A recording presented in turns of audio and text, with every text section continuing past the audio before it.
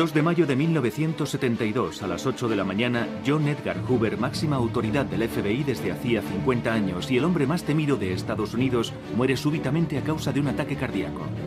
Tras ser informado en la Casa Blanca, el presidente Nixon decide mantener la noticia en secreto y envía enseguida a un equipo especial para que registre a fondo la casa de Hoover. Aunque el cadáver estaba aún en el suelo, los agentes especiales no le prestaron la más mínima atención, obsesionados por la idea de encontrar los famosos expedientes secretos que hacían temblar a Estados Unidos desde hacía medio siglo, en los que Hoover guardaba datos confidenciales y explosivos sobre políticos, periodistas, estrellas de cine y presidentes. No encuentran nada, ni el menor rastro de los expedientes. Nixon ordena cambiar urgentemente las cerraduras del despacho de Hoover en la sede del FBI y guarda la única llave. Por fin es libre de actuar a su antojo. 5 semanas después ordena registrar los despachos del Partido Demócrata, el Watergate, al que Hoover se había opuesto firmemente. Desobedeciéndole, Nixon no sabía que estaba firmando su sentencia. Hoover convirtió al FBI en la mayor agencia de investigación del mundo, usando en exceso la difamación o las escuchas telefónicas para afianzar su poder y convertirse en el único jefe del FBI intocable. Su poder y su genio residían en saber guardar un secreto y que nadie supiera qué secretos conocía. Richard Hack es un célebre periodista de investigación y autor del libro Hoover, el maestro de marionetas. Solo él ha tenido acceso a los más de 100.000 informes inéditos del FBI no censurados. Nadie escuchó nunca la más mínima filtración acerca de esos informes. Por eso nadie sabía qué era lo que había en ellos. Hoy en día, la sola idea de que el gobierno pueda mantener un secreto es absurda. No existen los secretos de Estado. Hoover guardó secretos durante 50 años. Pensémoslo bien. Nadie pudo jamás sacar la más mínima información de esos archivos. Cómo ese niño acomplejado, temeroso, pequeño, regordete y que tartamudeaba llegó a ser el jefe del FBI. Nacido el 1 de enero de 1895, se educa en Washington en la religión calvinista, imbuyéndose de los prejuicios de una época en la que los judíos, los negros y los católicos irlandeses están excluidos de los altos puestos de la administración. Su madre es su única amiga, ella le elige la ropa y le prepara la comida, vivirá con él hasta que muera. Ya cultiva el arte del secreto. Jamás le contará a nadie que su padre ha muerto en un asilo, debido a una enfermedad mental. Anota todo lo que le sucede en diarios que solo su madre tiene derecho a consultar. Era un hombre que realmente había hecho sus tareas. Y lo hizo desde abajo, trabajando en todos los niveles de la política, abriéndose camino.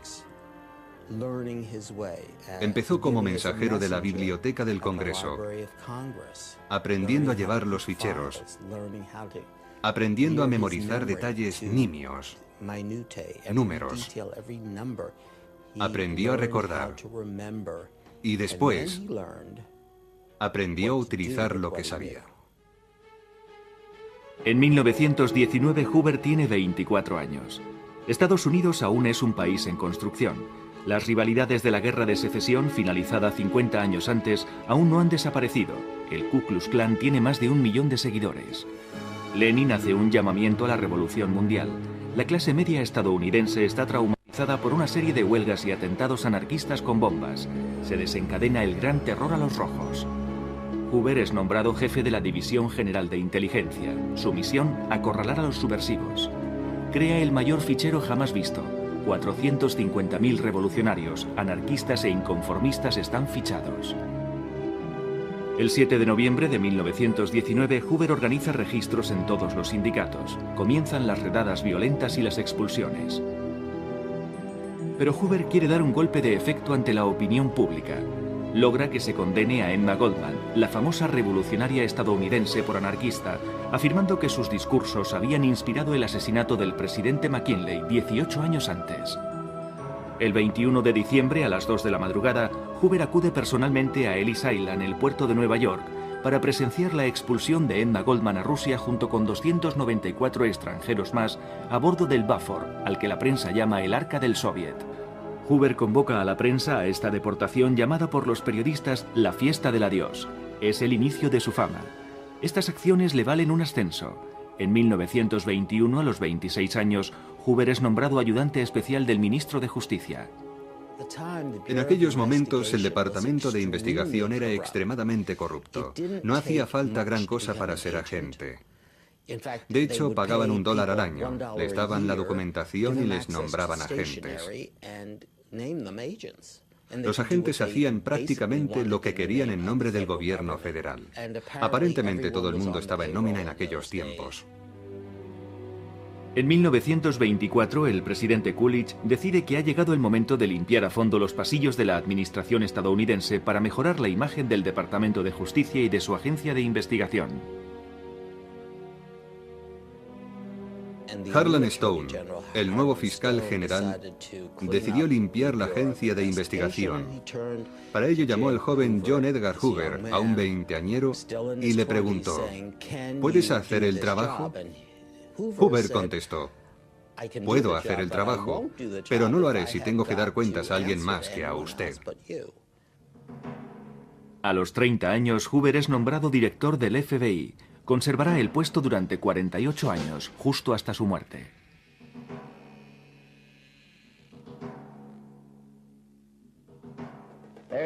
No hay nada misterioso en la forma de trabajar del FBI. La fórmula es muy simple. Entrenar a fondo, trabajo duro y agentes competentes que responden a condiciones estrictas de inteligencia e integridad. Para luchar contra el crimen, Hoover crea unos agentes especiales, los G-Men, que solo dan cuenta a Hoover, ni siquiera al ministro de Justicia ni al mismísimo presidente.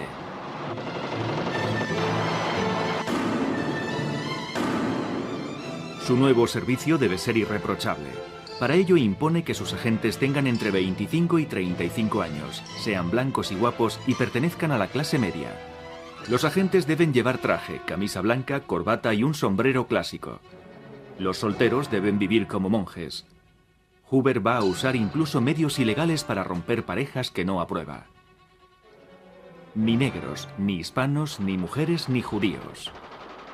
Cuando llega hay 3 mujeres policías, 2 son despedidas de inmediato y la tercera, debido a las presiones de Hoover, acaba sus días en un hospital psiquiátrico, amenazando con matarle en cuanto saliera. También elimina a todos los que tienen granos, orejas grandes o manos sudorosas, al igual que a calvos y gordos. Obliga a los agentes que le parecen demasiado gordos a hacer régimen y a pesarse cada mes bajo la amenaza de ser castigados. En secreto, los agentes llaman a Hoover el Napoleón Niño, porque es muy pequeño. Su sillón giratorio está colocado a la mayor altura posible sobre una tarima para dominar a sus visitantes, a su vez sentados en un sofá muy bajo. A Hoover, como al multimillonario Howard Hughes, le dan miedo los microbios. Para eliminarlos instala en su despacho un aparato de rayos ultravioleta. Incluso un empleado está encargado de cazar las moscas armado con un matamoscas. En esta nueva y moderna unidad del FBI, los G-Men luchan contra el crimen con métodos científicos y equipos de última tecnología. En la brecha día y noche, el FBI nunca duerme. Los G-Men son ya una leyenda. ¿Qué misterio se oculta tras esta placa? Su heroísmo ya lo sabemos. Además, decidió centralizar el rudimentario sistema de identificación de huellas digitales.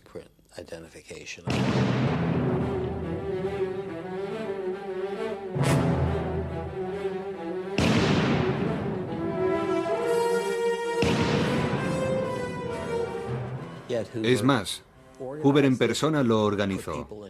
Eligió a los responsables, consiguió el presupuesto para crearlo y lo trasladó a Washington, donde se convertiría en la base del poder actual del FBI con agentes en todo el país.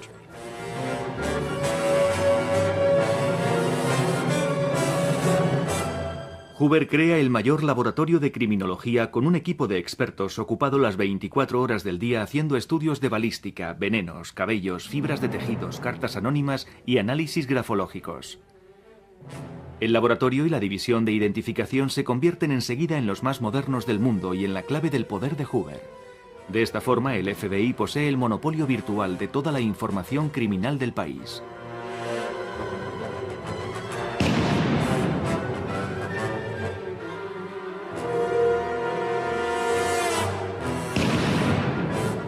Cuando Hoover muere, el archivo contiene huellas digitales de 159 millones de individuos. 1929, la Gran Depresión. El crack bursátil hunde al país en el caos. Hoover tiene 34 años. Para su gusto, su agencia reorganizada y su jefe siguen siendo demasiado poco conocidos por el público. El 1 de marzo de 1932, el hijo del famoso aviador Charles Lindbergh, un auténtico héroe nacional, es secuestrado.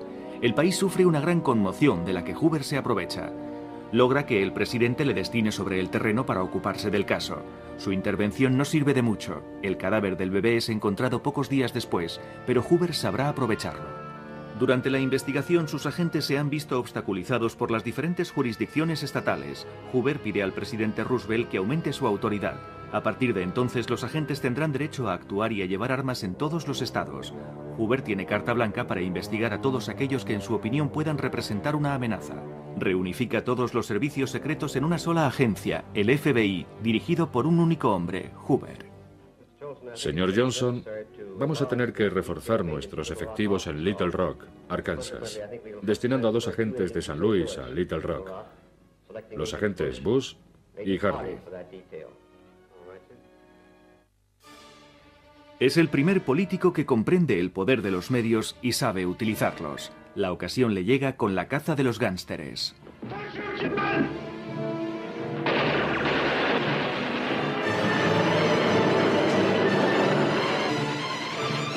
En esta época, los héroes populares que ocupan los grandes titulares en la prensa y los noticiarios son los gánsteres. George Machine Gun Kelly, Babyface Nelson, Ma Baker y los famosos Bonnie Parker y Clyde Barrow. Hoover, siempre un genio de la comunicación, no duda en reconstruir su muerte para la prensa. El director Hoover dirige el entrenamiento sobre el terreno. El blanco podría ser el coche de un gángster. Así fue como acabaron Bonnie Parker y Clyde Barrow en su batalla con los agentes. Hoover detesta que los gánsteres sean más populares que él. Su bestia negra es John Dillinger, alias el enemigo público número 1. Durante meses se burla de Hoover y sus agentes, escapándose siempre. Cuando el brazo derecho de Hoover, Melvin Parvis, acorrala finalmente a Dillinger y acaba con él, Hoover organiza una conferencia de prensa en plena noche para atribuirse la gloria.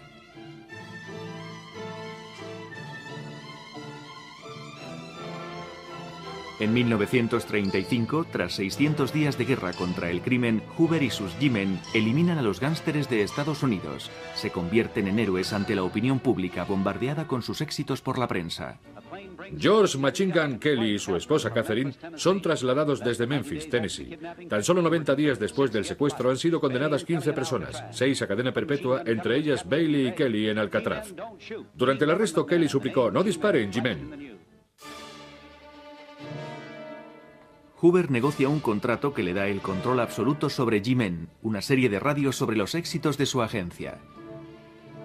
A partir de entonces aparece en portada de todas las revistas como símbolo de la seguridad nacional y se convierte en un maestro de la autopromoción, creando la División 8, un auténtico servicio de prensa a mayor gloria de Hoover y del FBI. En 1936, 2 millones de estadounidenses devoran las historias de los G-Men. Los niños juegan con sus placas y sus armas y duermen con pijamas con su emblema. Hoover se convierte incluso en un héroe de cómic. Gracias a Hoover se convirtieron en héroes y empezaron a aparecer en las películas. El malo ya no ganaba al final. Ahora ganaban los G-Men. Ellos pusieron literalmente a este país en el camino de la ley y el orden. En vísperas de la Segunda Guerra Mundial, muchos ven en el Führer el muro ideal contra el comunismo. El héroe Charles Lindbergh y Joseph Kennedy, padre de JFK y embajador de Estados Unidos en Londres, apoyan públicamente una alianza con Hitler. Buscan el apoyo de Hoover, anticomunista notorio, que no solo se niega, sino que convence al presidente Roosevelt de que la amenaza nazi y fascista es más peligrosa para su país que el comunismo. El gobierno de Estados Unidos decide vigilar a los 400.000 alemanes que viven en el país y crea para ello un departamento llamado Radical Division dentro del Departamento de Justicia. Hoover formó parte del grupo que investigaba a esos alemanes y decidía quién era un buen alemán y quién no, quién era espía y quién no lo era. Y en el proceso, Hoover aprovechó para mirar debajo de las alfombras. Iba más allá de los individuos. Necesitaba saber qué se ocultaba en las oscuras sombras de Norteamérica. Y lo que vio le asustó. Hoover elabora cientos de informes sobre alemanes que viven en Estados Unidos y sobre los estadounidenses miembros del partido nazi, preocupado ante el ascenso y pujanza de los norteamericanos pronazis y de su partido. Decenas de espías nazis son llevados ante la justicia. Se ha abierto la caza de los subversivos. Se teme que haya espías nazis infiltrados en todas partes. Hasta en Hollywood, donde la estrella de cine Errol Flynn es acusada de ser un agente nazi infiltrado.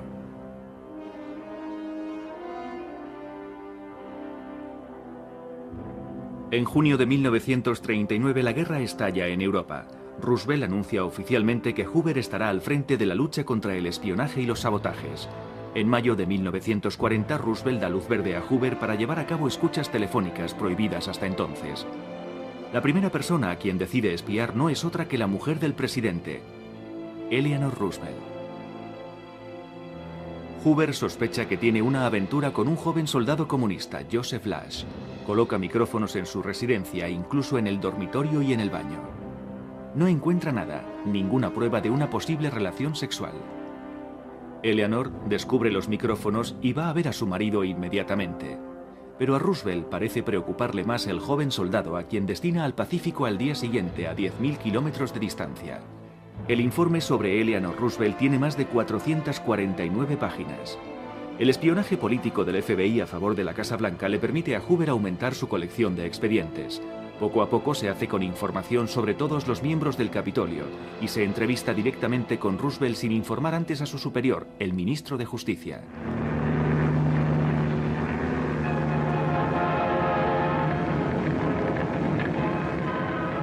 ...7 de diciembre de 1941... El territorio de Estados Unidos es atacado por los japoneses en Pearl Harbor. Norteamérica está conmocionada. Se le reprocha a Hoover no haber tomado en serio las declaraciones de un agente doble llamado Popov, anunciando el ataque. Hoover se rehace ante la opinión pública desbaratando con el FBI los complots organizados por los pronazis en Estados Unidos. En junio de 1942 da un golpe magistral. George Dash, el jefe de los saboteadores entrenado por el servicio de contraespionaje alemán, desembarca de un submarino en la costa de Long Island junto con 7 espías. Su misión, volar la presa del Niágara.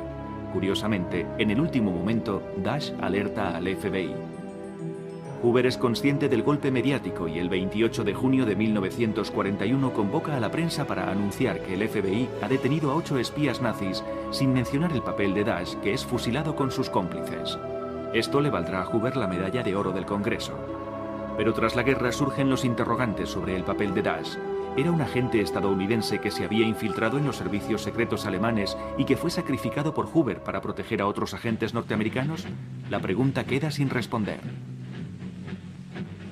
El 12 de abril de 1945 el presidente Roosevelt muere. El final de la guerra es inminente. A Truman, el nuevo presidente, le preocupa el poder de Hoover y del FBI. En una nota del 12 de mayo de 1945 escribe: "No queremos ni Gestapo ni policía secreta. Algunos en el FBI van en esa dirección mezclándose en escándalos sexuales y chantajes cuando deberían detener criminales. Eso debe terminar". Cuando Truman descubre cómo se servía Roosevelt de Hoover para usar en su beneficio las escuchas telefónicas, escribe: ¿Qué son todas esas tonterías? Dígale al FBI que no tenemos tiempo que perder con esta mierda. Pero Truman cambia enseguida de opinión. Descubre que el expediente sobre su adversario Tommy Corcoran, antiguo colaborador de Roosevelt pasado al bando contrario, contiene 5.000 páginas de escuchas comprometedoras. Truman comprende los beneficios que puede sacar del espionaje político y da su autorización a Hoover para que continúe, convirtiéndole así en el guardián de su secreto, pero convirtiéndose él mismo igualmente en su servidor. En esa época, Hoover quería convertir al FBI en una red mundial. Truman, preocupado, autoriza la creación de la Agencia Central de Información, la CIA, que dependerá directamente del presidente, y sobre la cual Hoover no tendrá ninguna autoridad. Hoover prohíbe a sus agentes que compartan información con la CIA. El 6 de agosto de 1945, para poner fin a la guerra con Japón, Truman ordena lanzar la primera bomba atómica sobre Hiroshima. 200.000 muertos. El 16 de octubre de 1945, el científico Robert Oppenheimer, director de los trabajos para la bomba A, el llamado Proyecto Manhattan, presenta su dimisión y se declara contrario a la bomba. Hoover sospecha que agentes soviéticos se han infiltrado en el proyecto para conseguir los planos de la bomba a Stalin. Truman se muestra escéptico ante las afirmaciones de Hoover. Sin embargo, en 1990 los archivos rusos revelarían que más de 30 espías soviéticos se habían infiltrado en el proyecto. El 16 de abril de 1947, el senador Bernard Baruch declara que Estados Unidos ha entrado en la Guerra Fría. Truman ordena que cada nuevo funcionario se someta a un examen sobre su lealtad. Es el inicio de la Comisión de Actividades Antinorteamericanas. El Congreso le otorga a Hoover plena autoridad sobre las investigaciones, convirtiéndose así en el héroe del año 47. Fue portada de Newsweek con el titular «Cómo derrotar al comunismo».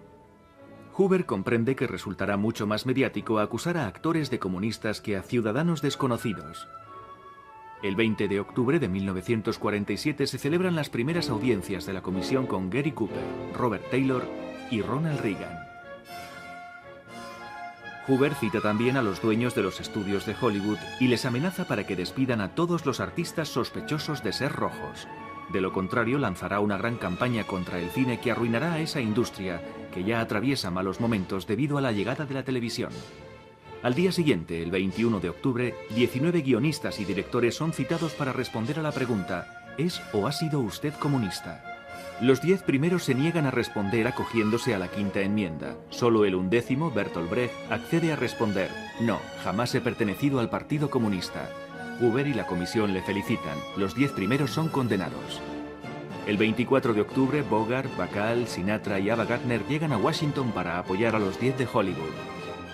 Hoover, enfurecido, les llama amenazándoles con destruir sus carreras. Todos dan marcha atrás y condenan públicamente el comunismo. Hay que entender el contexto de la época. Hoover actuaba en ese contexto, el contexto de la histeria anticomunista o de la alarma anticomunista. Era real y era una preocupación desmedida por la verdadera influencia del comunismo en Estados Unidos. En Hollywood se abría en ese mismo momento un expediente con el número 100-382.196 sobre un actor. Talla 1,83 m, peso 79 kilogramos, ojos azules, nombre Ronald Reagan. Hoover afirma que Reagan, aunque demócrata, mantiene relaciones con la mafia a través de su amigo y abogado Sidney Korshak. Cuando se convierte en el presidente del sindicato de actores que debe defender a sus miembros ante la comisión, Hoover le hace saber que frecuenta malas compañías. Reagan entiende la amenaza y cambia de chaqueta, convirtiéndose en agente de Hoover con el número clave T10. En secreto le da una lista de nombres de actores y actrices supuestamente comunistas, todo mientras aún presidía el sindicato. En 1952 tiene lugar uno de los episodios más sorprendentes de la historia de Reagan, cuando se enamora de la actriz Nancy Davis, cuyo nombre aparecía ligado a reuniones comunistas. Reagan hace aparecer a otra actriz llamada Nancy Davis que nadie ha visto jamás y blanquea el nombre de su amada. Hoover clasifica el expediente Nancy Davis inmediatamente. Los informes de Hoover se acumulan. Es el turno de los escritores o intelectuales célebres. Son expedientes anónimos y sin clasificar para que no se les pueda encontrar ninguna relación con el FBI. Están reservados para Hoover, que los pone en circulación de forma oficiosa y confidencial. Dashiell Hammett, Thomas Mann, Hemingway, John Steinbeck, Aldous Huxley, Arthur Miller, Tennessee Williams, Truman Capote, Picasso y hasta el mismo Albert Einstein tienen su informe secreto. Truman, preocupado, quiere desembarazarse de Hoover, pero su popularidad está en el punto álgido. El ministro de Justicia, Howard McGrath, declara: Hoover es demasiado poderoso para ser manipulado. Lo que sucedía es que Hoover no estaba demasiado interesado en contarle a Estados Unidos lo que alguien estaba haciendo mal, sobre todo si se trataba de un político. Lo que más le interesaba era que la persona en cuestión, en un cargo de poder, supiera que él sabía lo que estaban haciendo mal. Yo, Edgar Hoover, sé lo que has hecho y tu secreto está a salvo conmigo, pero por el amor de Dios, en el futuro ten más cuidado.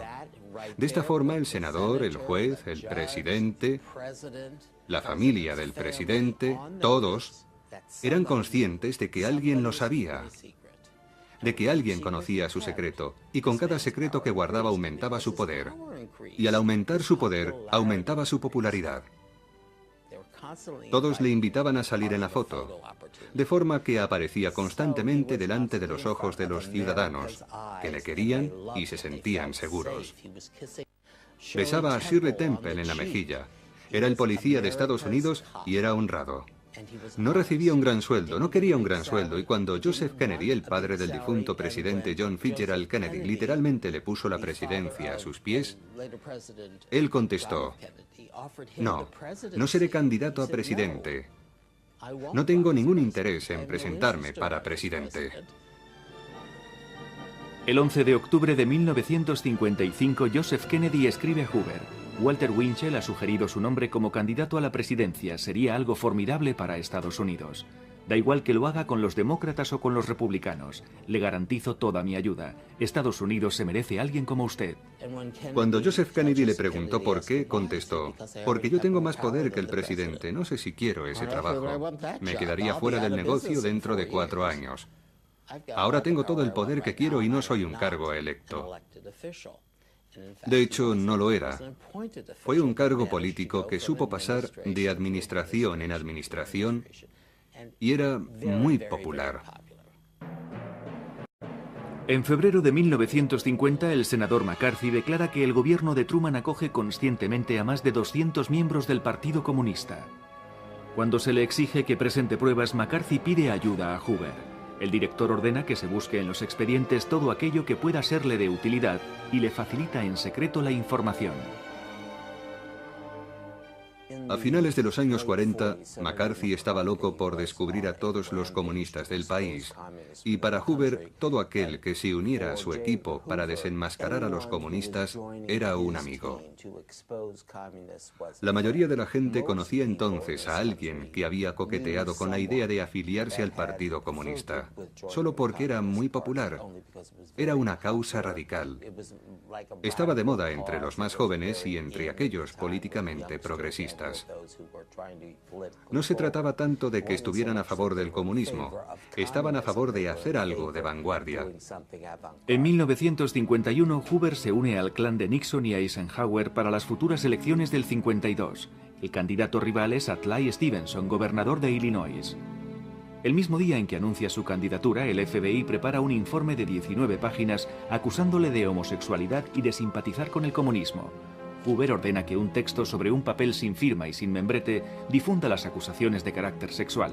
El rumor se extiende por todo Washington. Su expediente se clasifica aparte en el FBI con el título Stevenson, desviado sexual. Hoover se sirve de McCarthy y del periodista Walter Winchell para destruir la buena reputación de Stevenson. En noviembre de 1952, Eisenhower gana las elecciones con un 55% de los votos. Hoover proporciona material a McCarthy. No existía ningún indicio que sugiriera que el FBI y McCarthy trabajaran juntos hasta el momento en que McCarthy decide revelar sus fuentes cuando se le reta que demuestre los hechos que denuncia. Cuando McCarthy declara que el FBI le ha proporcionado el material, Hoover, enfurecido, afirma públicamente que el FBI no ha proporcionado directamente ningún tipo de información a McCarthy.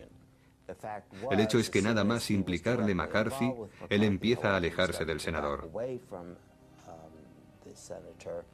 McCarthy cada día es más y más impopular, y Hoover más y más popular.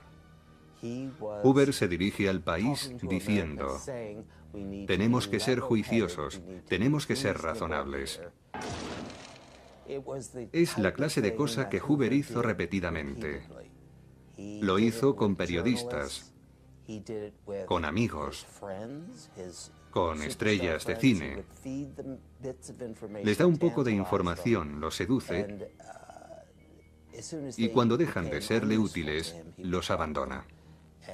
Era un hombre que no cultivaba la amistad, cultivaba las oportunidades.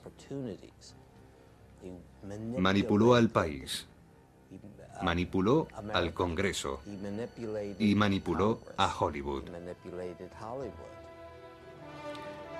Hoover decía que los rumores de homosexualidad bastaban para arruinar una carrera política y abusó de ello, en exceso.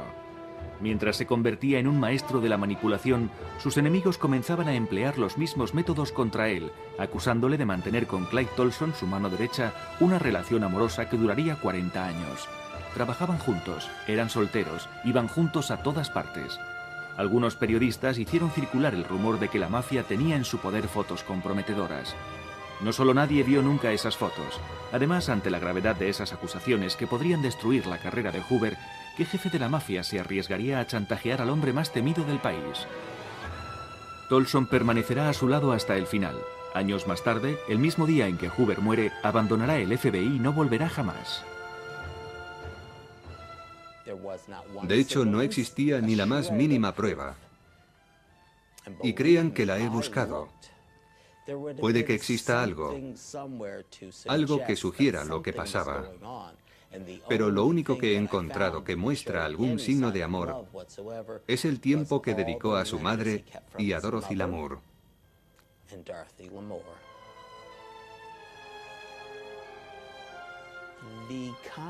La idea de que Hoover era el hombre más poderoso de Estados Unidos se basaba en un hecho. Nadie quería enfrentarse a este hombre. Todos querían ser su amigo, si era posible. No solo la gente en Washington, sin duda también la gente de Hollywood. Hoover visita Hollywood a menudo. Le gusta que le vean con las estrellas de cine y a ellas les encanta fotografiarse con él. Es la estrella más importante del país y sus fotos aparecen en todas las revistas. Todos creen que así atraerán las simpatías del primer policía del país. Le reciben en los estudios de cine, cenan con él, incluso van al cuartel general del FBI en Washington para practicar con la metralleta.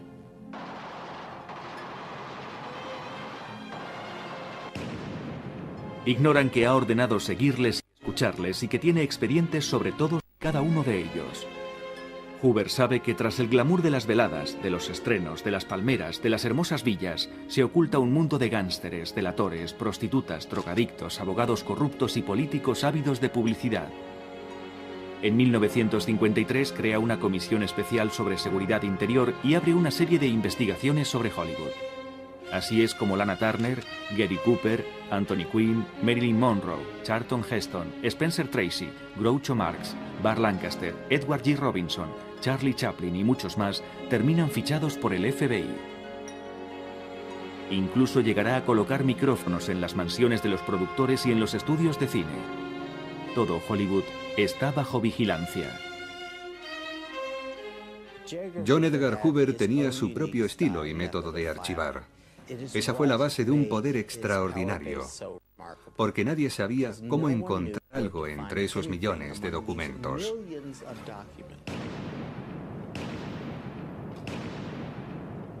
Los expedientes de Hoover se dividen en 5 categorías: obsceno, desviaciones sexuales, personal y confidencial, oficial y confidencial, y una última categoría, no clasificar, donde se encuentran todos los informes sobre las actividades ilegales llevadas a cabo por el FBI. Hoover sabe que el sexo y el dinero son las grandes debilidades de los políticos. Cada número representaba algo especial solo para Edgar Hoover. Para cualquier otra persona, no estaba ordenado alfabéticamente, ni por temas, ni por estados, ni por delitos. No tenía ningún sentido. Pero si necesitabas un expediente, sus ayudantes iban a ese archivador y sacaban justo el papel que necesitabas. Incluso hoy en día el sistema de clasificación no ha cambiado y aparentemente carece de orden, a menos que trabajes en el FBI y sepas dónde encontrar cada cosa. Y créanme, saben dónde está todo. Y también saben, por cierto, gracias al Acta de Secretos Oficiales, que tienes derecho a acceder a esos expedientes. Así fue como escribí mi libro sobre John Edgar Hoover. Pero también tienen un enorme rotulador negro con el que tachan todo lo que no desean que veas. La clave es conseguir ver los documentos sin marcar con ese rotulador. Ese sí que es un auténtico secreto. En los años 50, Hoover descubre que políticos como Nixon, Johnson, Truman o Kennedy visitan Las Vegas, también conocida como la ciudad del vicio, para buscar en los aledaños de la mafia el dinero negro procedente de los casinos para sus campañas electorales. Por primera vez en la historia de Norteamérica, Hoover pone a toda una ciudad bajo escucha: habitaciones de hoteles, salones de juegos, restaurantes, administración pública y sindicatos. Hoover descubre así las relaciones amorosas del senador Kennedy con las chicas que Sinatra le presenta y de los vínculos de este último con la mafia. Cuando en 1960 JFK se convierte en presidente, una de las primeras decisiones que toma es deshacerse de Hoover. Es la primera vez que está oficialmente amenazado.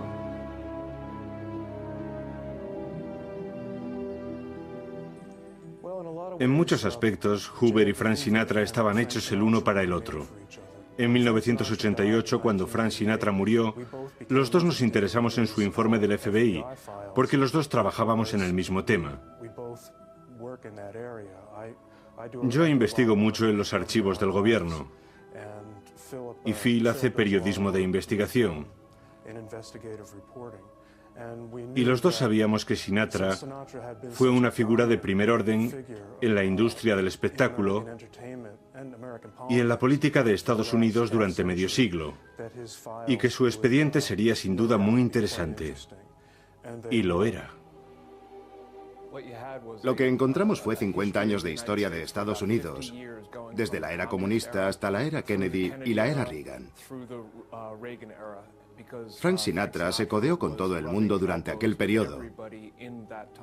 Era una celebridad a la que atraían las figuras poderosas, y a su vez, las figuras poderosas se sentían atraídas por él.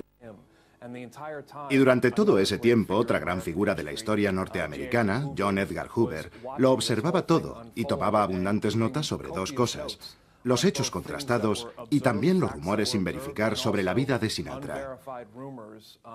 Todo estaba en el informe al que accedimos y lo contamos en nuestro libro.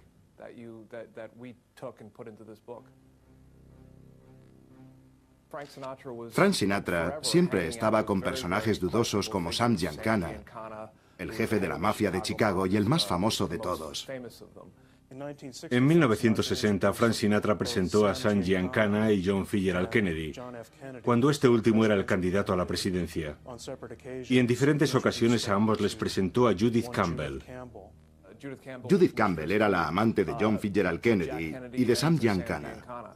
De forma que se dio la extravagante circunstancia de que una mujer que estaba relacionada con la mafia se acostaba con el presidente de Estados Unidos.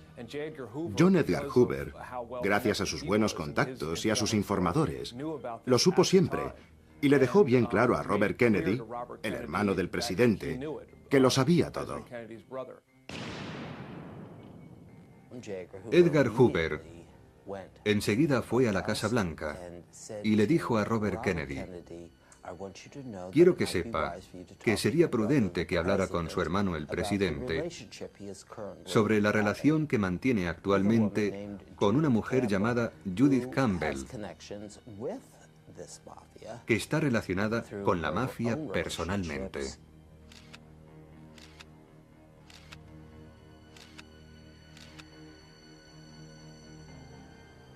Nadie lo entendería. Su secreto está perfectamente a salvo conmigo, pero quién sabe si alguien más podría descubrirlo. Robert Kennedy se quedó estupefacto, mudo, parado, y lo comprendió todo.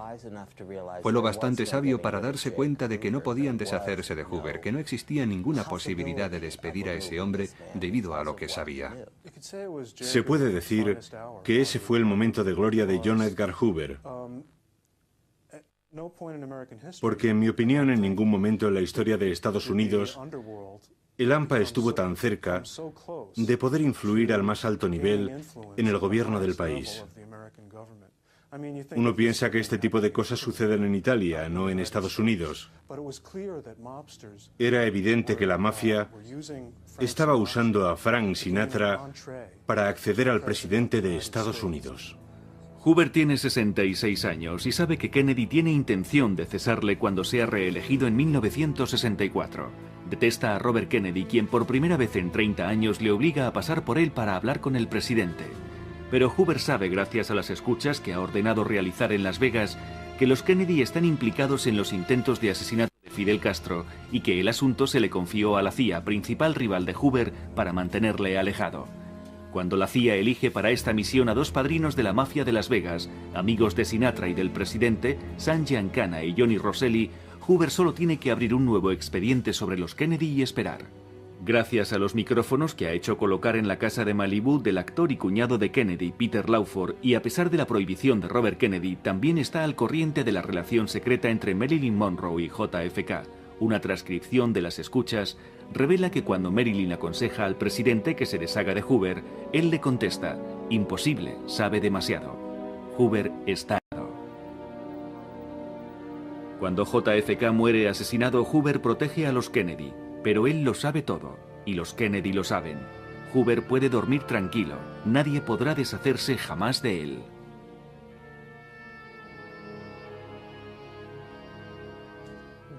El hecho de que para Hoover todo fuera blanco o negro hacía las cosas muy fáciles, sobre todo en Estados Unidos. La vida no es tan difícil si ves las cosas en blanco y negro. Existen los buenos y los malos, el bien y el mal. Así es exactamente como veía el mundo Hoover. Así pensaba. Las teorías de Hoover no eran nada complicadas. Hoover piensa que la obstinación de Robert Kennedy contra Fidel Castro y la mafia ha expuesto a su hermano. El asesinato del presidente Kennedy en Dallas el 22 de noviembre de 1963 no sorprende a Hoover, cuya indiferencia impresiona a Robert Kennedy. Para Hoover, JFK había muerto en el lugar de su hermano. Según los informes de las escuchas del FBI del 4 de junio de 1962, el mafioso Eddie M. estaba organizando el asesinato de Robert Kennedy para detener su persecución contra la mafia. Hoover sabe que Castro y la mafia han organizado el crimen de JFK para vengarse de los intentos de asesinato de Castro organizados por Robert Kennedy, la CIA y la mafia. Pero Hoover también sabe que es demasiado peligroso contárselo a los norteamericanos, que exigirían declararle la guerra a Cuba. Hoover informa al presidente Johnson de que Castro posee una veintena de misiles rusos apuntando hacia grandes ciudades americanas que podrían causar, según cálculos del FBI, al menos 20 millones de muertos. Johnson y Hoover confían a una comisión de investigación la tarea de enterrar la verdad en el célebre informe Warren. La familia Kennedy acepta guardar silencio y jamás hará un solo comentario sobre la muerte de Kennedy. Una de las formas más interesantes que tenía Hoover de controlar no solo al gobierno, sino también a los medios, era mediante su habilidad para eludir cualquier responsabilidad directa. Cuando decidió poner micrófonos en las oficinas de Martin Luther King, pidió autorización a otra persona antes de hacerlo. En concreto, al fiscal general, su jefe, Robert Kennedy, a quien visitó en numerosas ocasiones para pedirle autorización para espiar la organización de ese hombre, alegando que había comunistas infiltrados. Stanley Levison, el asesor financiero, era supuestamente miembro del Partido Comunista. Hoover quería saber qué es lo que pasaba en esa oficina y si realmente tenían alguna conexión con los comunistas. Finalmente, Robert Kennedy accedió autorizando a Hoover las escuchas. Pero Hoover no se contentó con las oficinas. Colocó micrófonos en las habitaciones de sus hoteles, en su casa, sus teléfonos, incluso en su coche. No encontró nada sobre el Partido Comunista, pero descubrió que Martin Luther King mantenía relaciones secretas con varias mujeres y aquello le revolvía el estómago a Edgar Hoover. Hoover se llevaba las cintas a casa y las escuchaba por la noche, lo cual no deja de ser fascinante. Se pasó el resto de sus días intentando desacreditar a un hombre que básicamente solo hacía cosas buenas.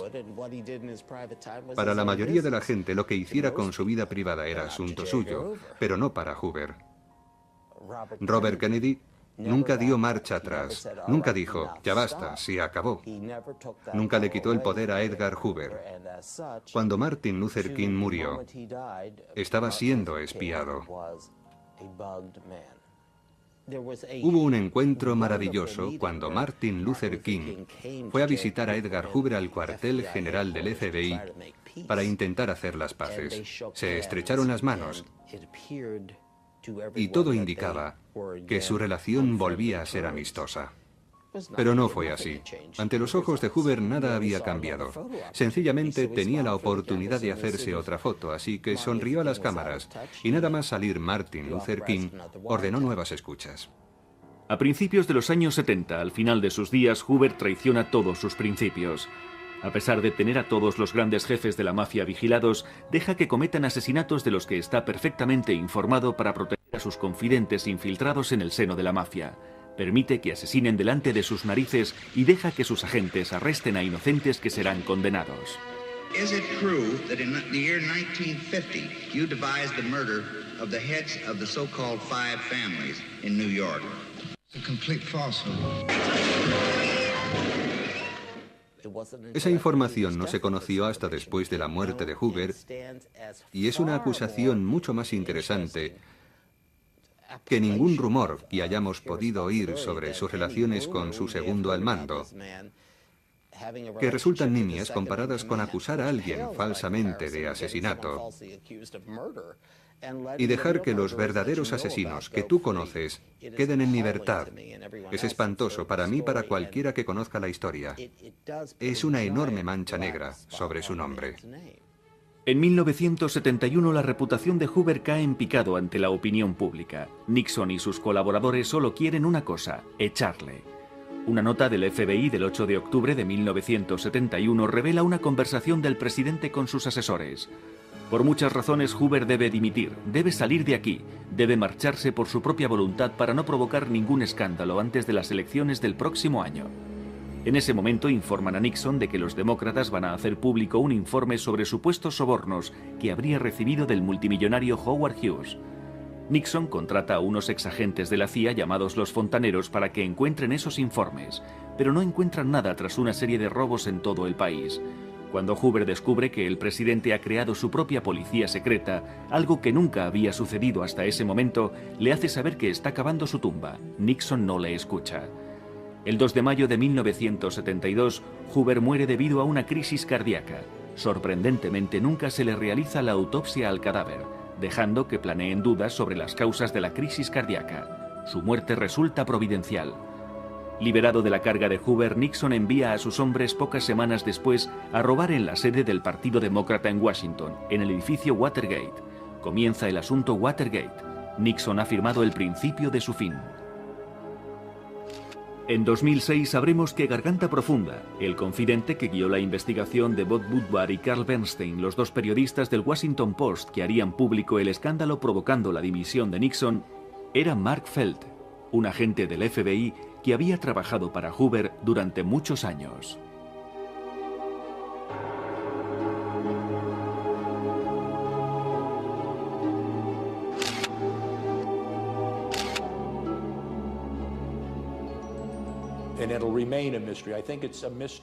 Continúa siendo un misterio. Creo que es un misterio incluso para Bob Woodward. Nunca sabes si tu fuente te está utilizando o te está pasando información que alguien de arriba quiere que tengas, o si de hecho estás recibiendo información que los de arriba ignoran que estés recibiendo. Por eso los periodistas tienen que ser muy profesionales, igual que los investigadores, cuando se trata de usar, comprender y manejar las fuentes confidenciales. Por eso llaman al espionaje la selva de los espejos, porque al cabo del tiempo no sabes para quién trabajas. Así es. Esta es la sede de la autoridad sureña de la masonería escocesa. John Edgar Hoover era miembro de la masonería escocesa. A su muerte, había alcanzado el grado 33º de la masonería escocesa, el grado más alto que se puede alcanzar.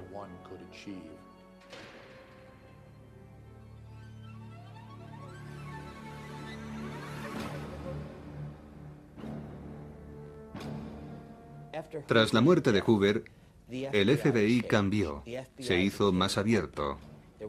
La agencia perdió algo de su mística, ya no tenía el mismo glamour que con Hoover.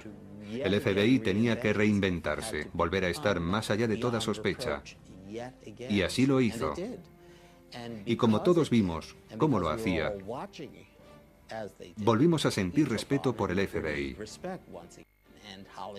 Hollywood se percató, y por eso Jodie Foster interpretó a un agente del FBI. The FBI Academy.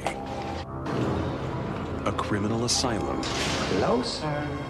A young student of the criminal mind. I'm here to learn from you.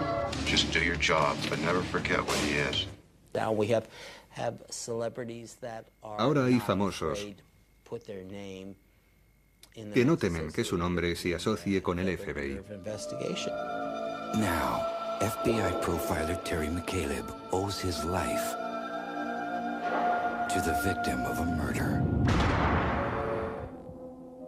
3 años después de la muerte de Hoover, en diciembre de 1975, el Congreso abre una investigación sobre el FBI y cita a la fiel secretaria de Hoover, a su servicio desde 1918, Helen Gandy. ¿Dónde están los miles de informes confidenciales que nunca pudieron ser encontrados? Según la comisión, solo hay una certeza.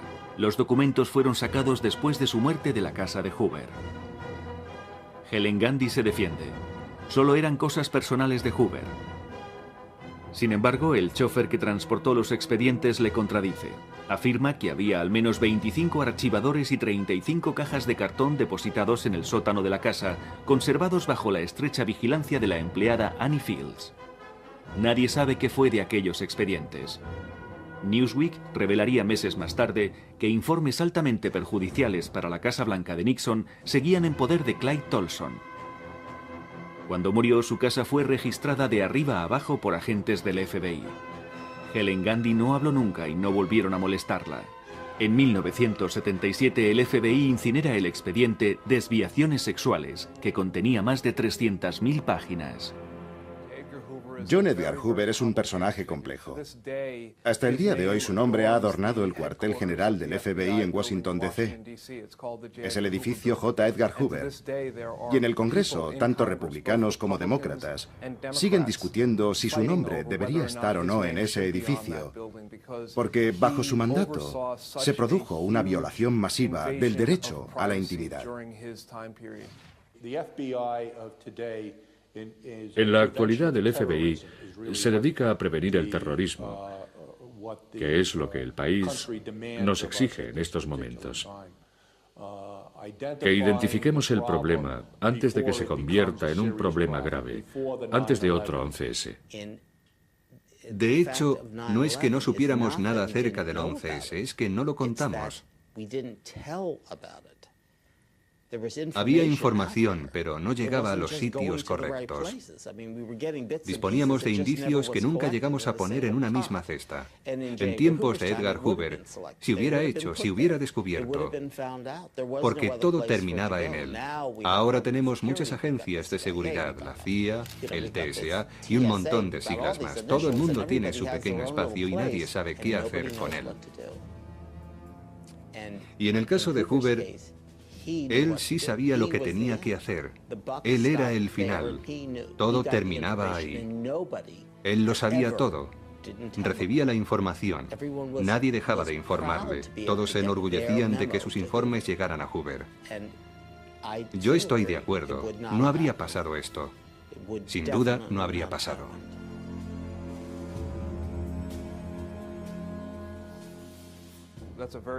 Es una buena observación. Y es un debate en curso porque el presidente Bush está decidido a proteger a Estados Unidos y que no se produzca otro ataque como el que sufrimos el 11 de septiembre de 2001. Pero lo está haciendo de una forma que muchos norteamericanos sienten que sus libertades civiles están amenazadas. La cuestión es, ¿queremos seguridad a cambio de dejar de ser un país libre? John Edgar Hoover probablemente habría dicho, confíen en mí, yo les protegeré. Pero eso también significaría, os estoy vigilando.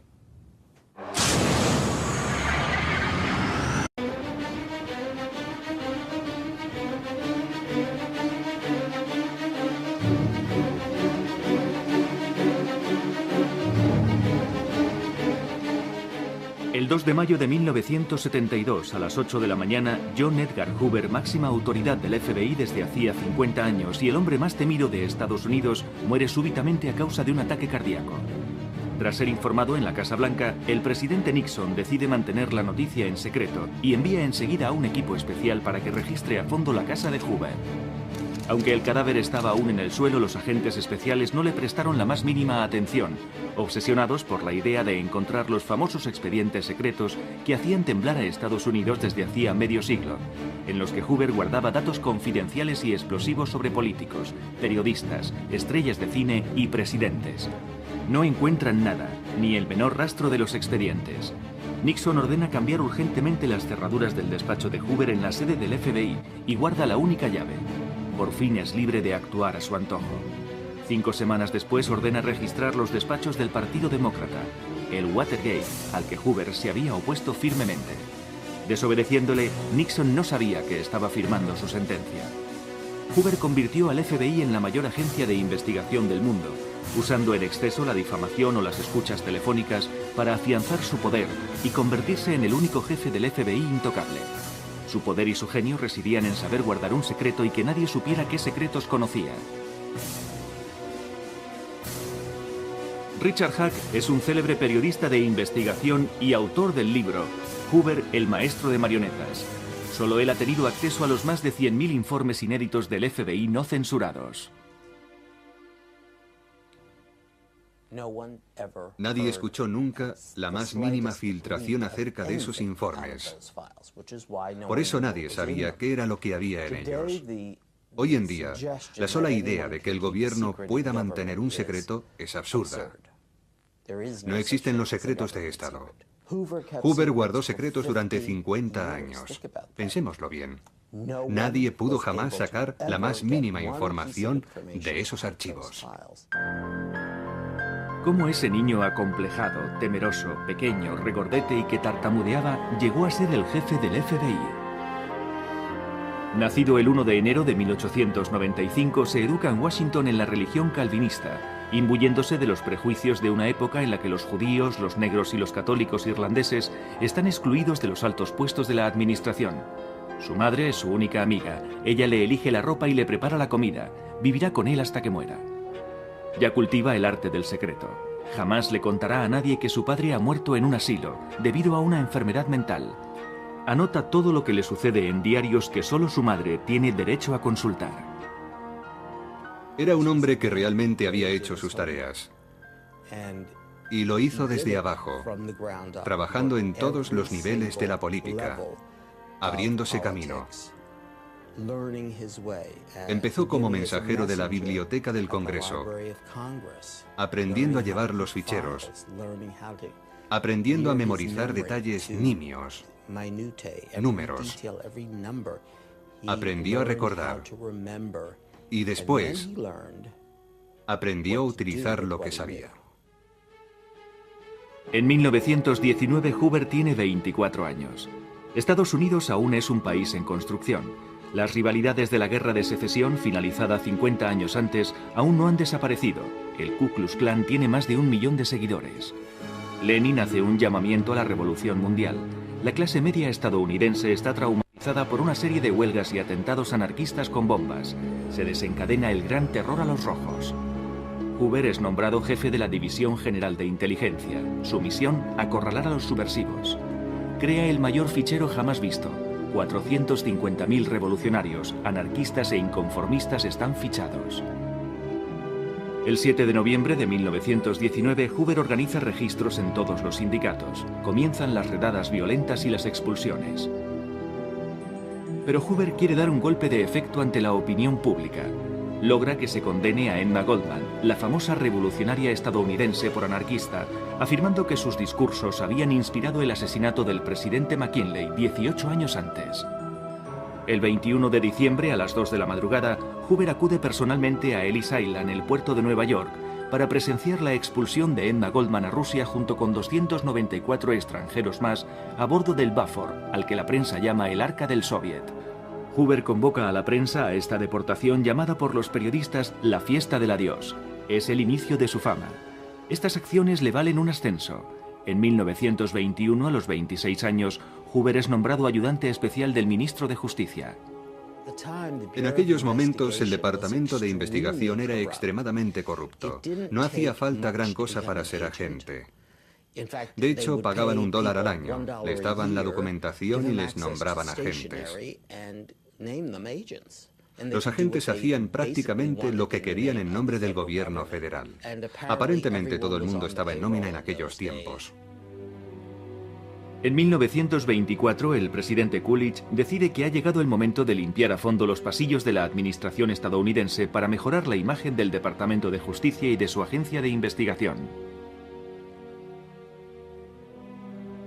Harlan Stone, el nuevo fiscal general, decidió limpiar la agencia de investigación. Para ello llamó al joven John Edgar Hoover, a un veinteañero, y le preguntó, ¿puedes hacer el trabajo? Hoover contestó, puedo hacer el trabajo, pero no lo haré si tengo que dar cuentas a alguien más que a usted. A los 30 años, Hoover es nombrado director del FBI. Conservará el puesto durante 48 años, justo hasta su muerte.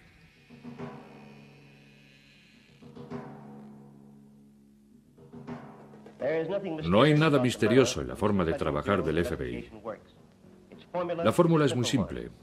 Entrenar a fondo, trabajo duro y agentes competentes que responden a condiciones estrictas de inteligencia e integridad. Para luchar contra el crimen, Hoover crea unos agentes especiales, los G-Men, que solo dan cuenta a Hoover, ni siquiera al ministro de Justicia ni al mismísimo presidente.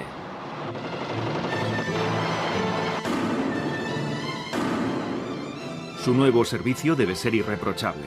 Para ello impone que sus agentes tengan entre 25 y 35 años, sean blancos y guapos y pertenezcan a la clase media.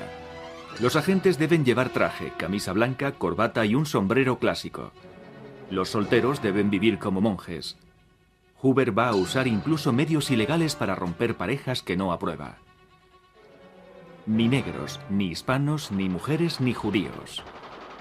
Cuando llega hay 3 mujeres policías, 2 son despedidas de inmediato y la tercera, debido a las presiones de Hoover, acaba sus días en un hospital psiquiátrico, amenazando con matarle en cuanto saliera. También elimina a todos los que tienen granos, orejas grandes o manos sudorosas, al igual que a calvos y gordos. Obliga a los agentes que le parecen demasiado gordos a hacer régimen y a pesarse cada mes bajo la amenaza de ser castigados. En secreto, los agentes llaman a Hoover el Napoleón Niño, porque es muy pequeño. Su sillón giratorio está colocado a la mayor altura posible sobre una tarima para dominar a sus visitantes, a su vez sentados en un sofá muy bajo. A Hoover, como al multimillonario Howard Hughes, le dan miedo los microbios. Para eliminarlos instala en su despacho un aparato de rayos ultravioleta. Incluso un empleado está encargado de cazar las moscas armado con un matamoscas. En esta nueva y moderna unidad del FBI, los G-Men luchan contra el crimen con métodos científicos y equipos de última tecnología. En la brecha día y noche, el FBI nunca duerme. Los G-Men son ya una leyenda. ¿Qué misterio se oculta tras esta placa? Su heroísmo ya lo sabemos. Además, decidió centralizar el rudimentario sistema de identificación de huellas digitales.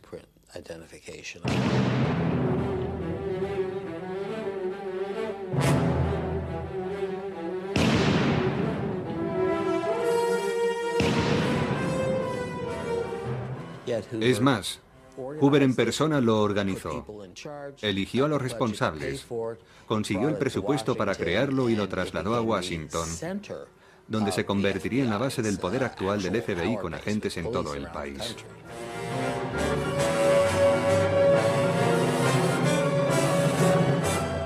Hoover crea el mayor laboratorio de criminología con un equipo de expertos ocupado las 24 horas del día haciendo estudios de balística, venenos, cabellos, fibras de tejidos, cartas anónimas y análisis grafológicos. El laboratorio y la división de identificación se convierten enseguida en los más modernos del mundo y en la clave del poder de Hoover. De esta forma, el FBI posee el monopolio virtual de toda la información criminal del país.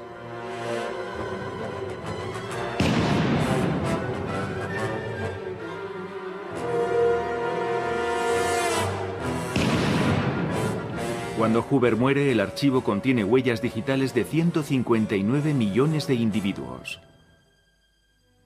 1929, la Gran Depresión. El crack bursátil hunde al país en el caos. Hoover tiene 34 años. Para su gusto, su agencia reorganizada y su jefe siguen siendo demasiado poco conocidos por el público. El 1 de marzo de 1932, el hijo del famoso aviador Charles Lindbergh, un auténtico héroe nacional, es secuestrado. El país sufre una gran conmoción de la que Hoover se aprovecha. Logra que el presidente le destine sobre el terreno para ocuparse del caso. Su intervención no sirve de mucho. El cadáver del bebé es encontrado pocos días después, pero Hoover sabrá aprovecharlo. Durante la investigación, sus agentes se han visto obstaculizados por las diferentes jurisdicciones estatales. Hoover pide al presidente Roosevelt que aumente su autoridad. A partir de entonces, los agentes tendrán derecho a actuar y a llevar armas en todos los estados. Hoover tiene carta blanca para investigar a todos aquellos que en su opinión puedan representar una amenaza. Reunifica todos los servicios secretos en una sola agencia, el FBI, dirigido por un único hombre, Hoover. Señor Johnson, vamos a tener que reforzar nuestros efectivos en Little Rock, Arkansas, destinando a 2 agentes de San Luis a Little Rock, los agentes Bush y Hardy. Es el primer político que comprende el poder de los medios y sabe utilizarlos. La ocasión le llega con la caza de los gánsteres.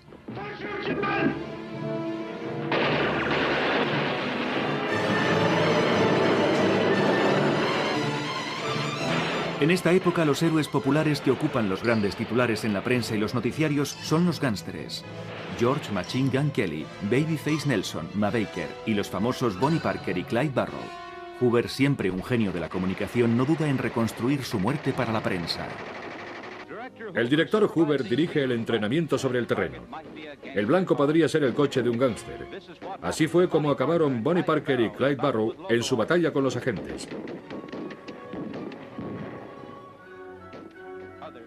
Hoover detesta que los gánsteres sean más populares que él. Su bestia negra es John Dillinger, alias el enemigo público número 1. Durante meses se burla de Hoover y sus agentes, escapándose siempre. Cuando el brazo derecho de Hoover, Melvin Parvis, acorrala finalmente a Dillinger y acaba con él, Hoover organiza una conferencia de prensa en plena noche para atribuirse la gloria.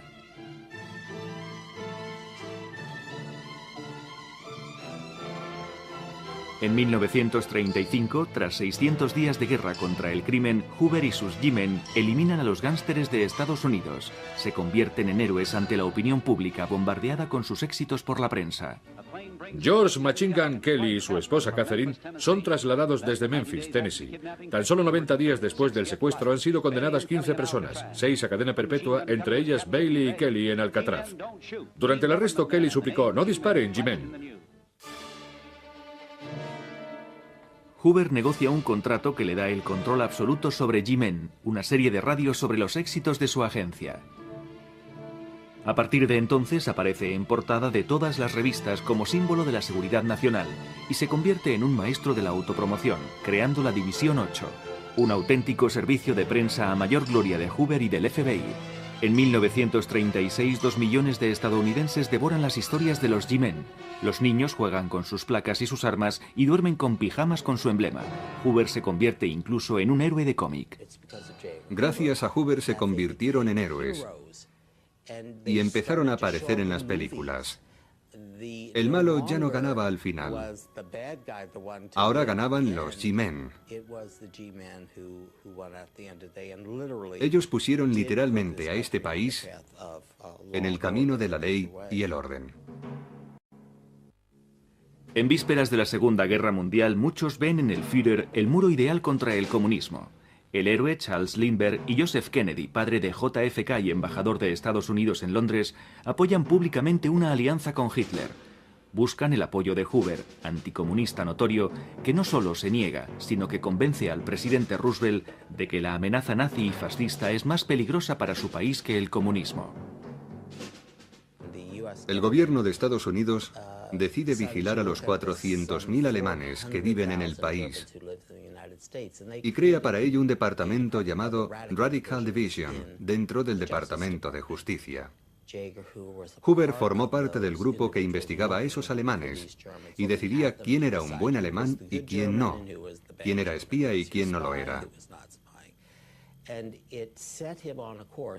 Y en el proceso, Hoover aprovechó para mirar debajo de las alfombras. Iba más allá de los individuos. Necesitaba saber qué se ocultaba en las oscuras sombras de Norteamérica. Y lo que vio le asustó.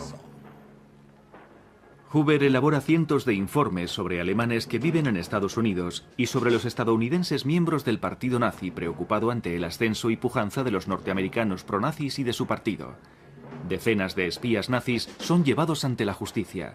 Se ha abierto la caza de los subversivos. Se teme que haya espías nazis infiltrados en todas partes. Hasta en Hollywood, donde la estrella de cine Errol Flynn es acusada de ser un agente nazi infiltrado.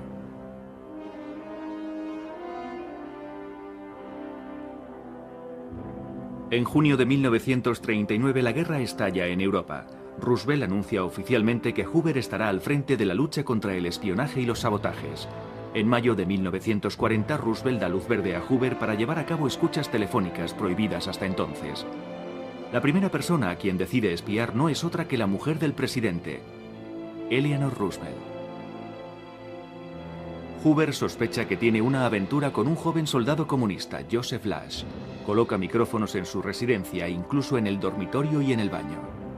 No encuentra nada, ninguna prueba de una posible relación sexual.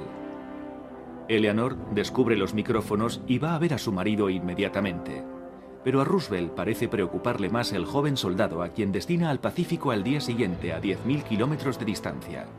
El informe sobre Eleanor Roosevelt tiene más de 449 páginas. El espionaje político del FBI a favor de la Casa Blanca le permite a Hoover aumentar su colección de expedientes. Poco a poco se hace con información sobre todos los miembros del Capitolio y se entrevista directamente con Roosevelt sin informar antes a su superior, el ministro de Justicia.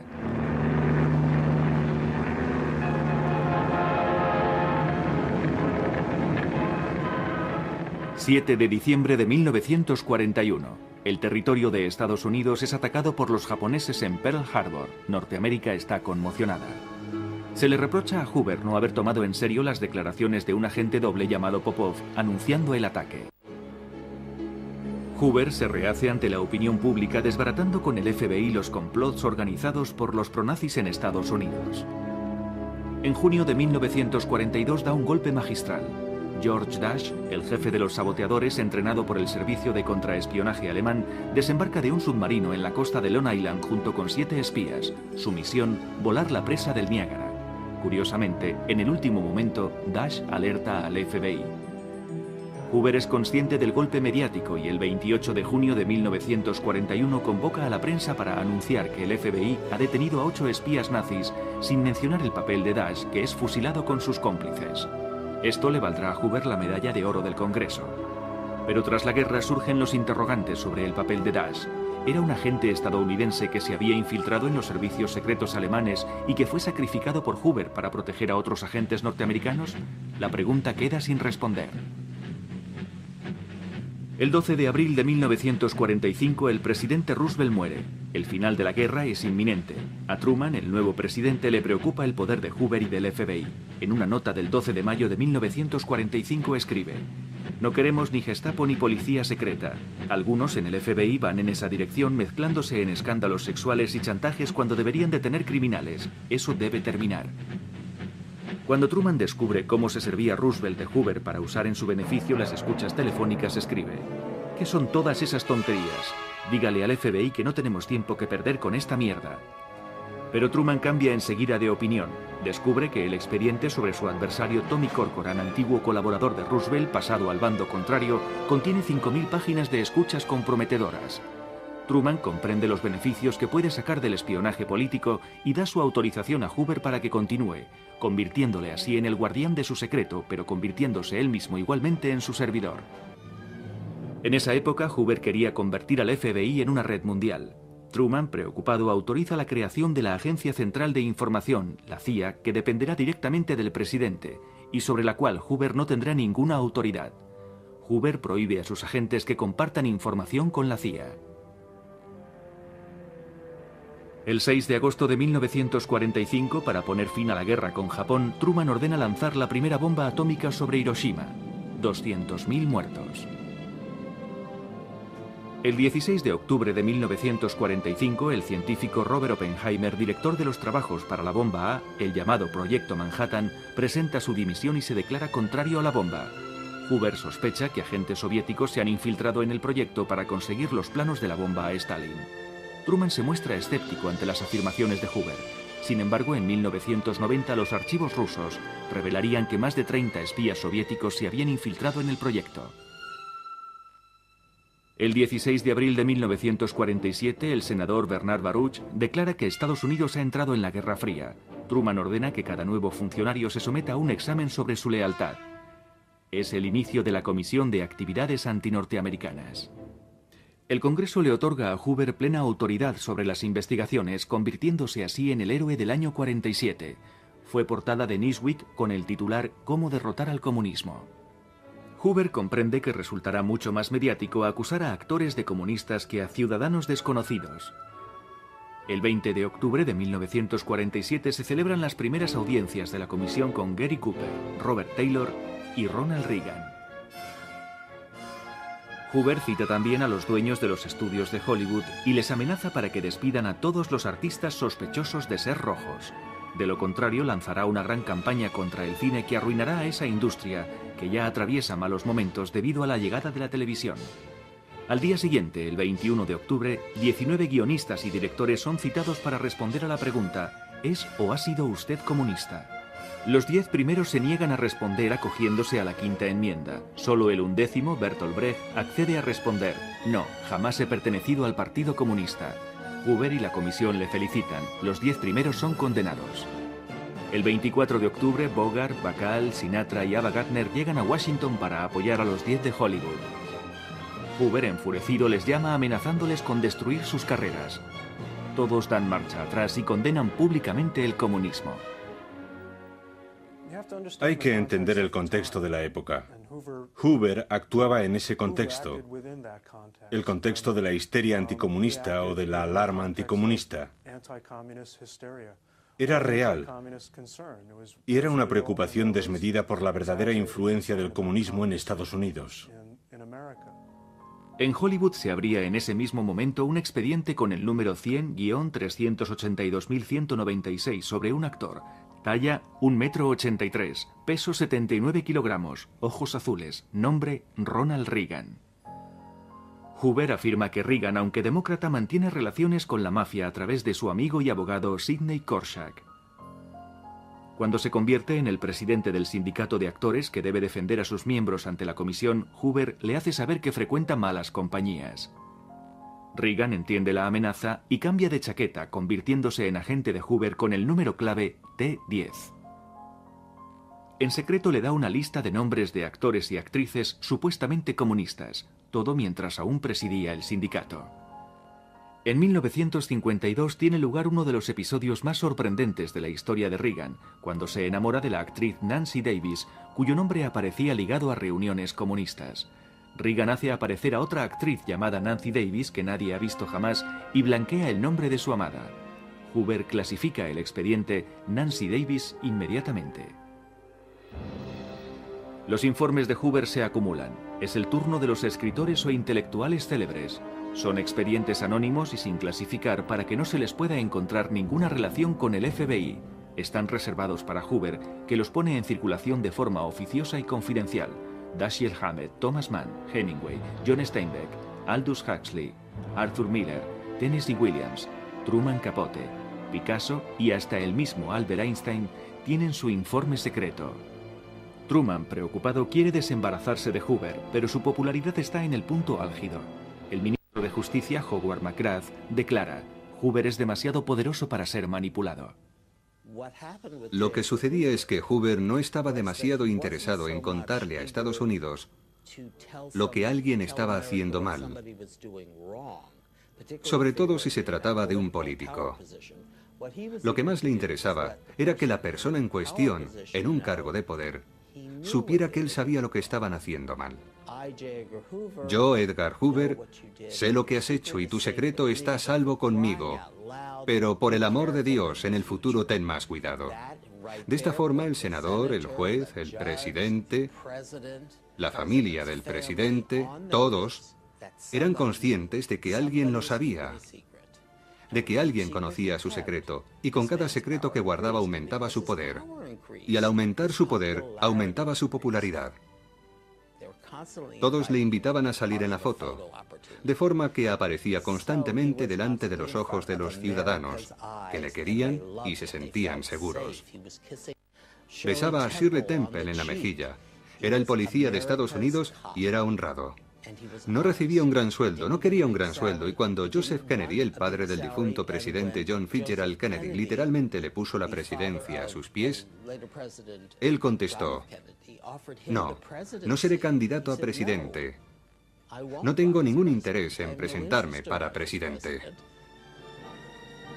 El 11 de octubre de 1955, Joseph Kennedy escribe a Hoover: Walter Winchell ha sugerido su nombre como candidato a la presidencia. Sería algo formidable para Estados Unidos.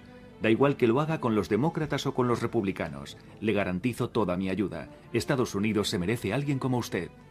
Cuando Joseph Kennedy le preguntó por qué, contestó: porque yo tengo más poder que el presidente. No sé si quiero ese trabajo. Me quedaría fuera del negocio dentro de 4 años. Ahora tengo todo el poder que quiero y no soy un cargo electo. De hecho, no lo era. Fue un cargo político que supo pasar de administración en administración y era muy popular. En febrero de 1950, el senador McCarthy declara que el gobierno de Truman acoge conscientemente a más de 200 miembros del Partido Comunista. Cuando se le exige que presente pruebas, McCarthy pide ayuda a Hoover. El director ordena que se busque en los expedientes todo aquello que pueda serle de utilidad y le facilita en secreto la información. A finales de los años 40, McCarthy estaba loco por descubrir a todos los comunistas del país, y para Hoover, todo aquel que se uniera a su equipo para desenmascarar a los comunistas era un amigo. La mayoría de la gente conocía entonces a alguien que había coqueteado con la idea de afiliarse al Partido Comunista, solo porque era muy popular. Era una causa radical. Estaba de moda entre los más jóvenes y entre aquellos políticamente progresistas.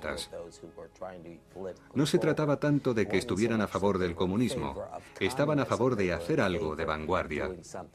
En 1951, Hoover se une al clan de Nixon y Eisenhower para las futuras elecciones del 52. El candidato rival es Adlai Stevenson, gobernador de Illinois. El mismo día en que anuncia su candidatura, el FBI prepara un informe de 19 páginas acusándole de homosexualidad y de simpatizar con el comunismo. Hoover ordena que un texto sobre un papel sin firma y sin membrete difunda las acusaciones de carácter sexual. El rumor se extiende por todo Washington. Su expediente se clasifica aparte en el FBI con el título Stevenson, desviado sexual. Hoover se sirve de McCarthy y del periodista Walter Winchell para destruir la buena reputación de Stevenson.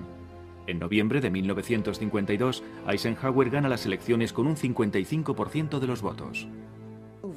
Hoover proporciona material a McCarthy. No existía ningún indicio que sugiriera que el FBI y McCarthy trabajaran juntos hasta el momento en que McCarthy decide revelar sus fuentes cuando se le reta a que demuestre los hechos que denuncia. Cuando McCarthy declara que el FBI le ha proporcionado el material, Hoover, enfurecido, afirma públicamente que el FBI no ha proporcionado directamente ningún tipo de información a McCarthy. El hecho es que nada más implicarle McCarthy, él empieza a alejarse del senador. McCarthy cada día es más y más impopular, y Hoover más y más popular. Hoover se dirige al país diciendo: tenemos que ser juiciosos, tenemos que ser razonables. Es la clase de cosa que Hoover hizo repetidamente. Lo hizo con periodistas, con amigos, con estrellas de cine. Les da un poco de información, los seduce, y cuando dejan de serle útiles, los abandona. Era un hombre que no cultivaba la amistad, cultivaba las oportunidades. Manipuló al país, manipuló al Congreso y manipuló a Hollywood. Hoover decía que los rumores de homosexualidad bastaban para arruinar una carrera política y abusó de ello, en exceso. Mientras se convertía en un maestro de la manipulación, sus enemigos comenzaban a emplear los mismos métodos contra él, acusándole de mantener con Clyde Tolson, su mano derecha, una relación amorosa que duraría 40 años. Trabajaban juntos, eran solteros, iban juntos a todas partes. Algunos periodistas hicieron circular el rumor de que la mafia tenía en su poder fotos comprometedoras. No solo nadie vio nunca esas fotos. Además, ante la gravedad de esas acusaciones que podrían destruir la carrera de Hoover, ¿qué jefe de la mafia se arriesgaría a chantajear al hombre más temido del país? Tolson permanecerá a su lado hasta el final. Años más tarde, el mismo día en que Hoover muere, abandonará el FBI y no volverá jamás. De hecho, no existía ni la más mínima prueba. Y crean que la he buscado. Puede que exista algo que sugiera lo que pasaba. Pero lo único que he encontrado que muestra algún signo de amor es el tiempo que dedicó a su madre y a Dorothy Lamour.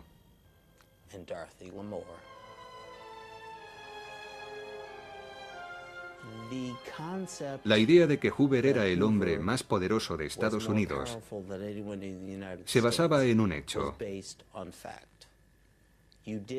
Nadie quería enfrentarse a este hombre.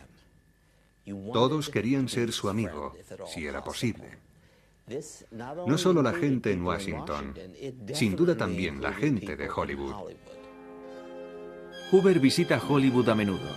Le gusta que le vean con las estrellas de cine y a ellas les encanta fotografiarse con él. Es la estrella más importante del país y sus fotos aparecen en todas las revistas. Todos creen que así atraerán las simpatías del primer policía del país. Le reciben en los estudios de cine, cenan con él, incluso van al cuartel general del FBI en Washington para practicar con la metralleta.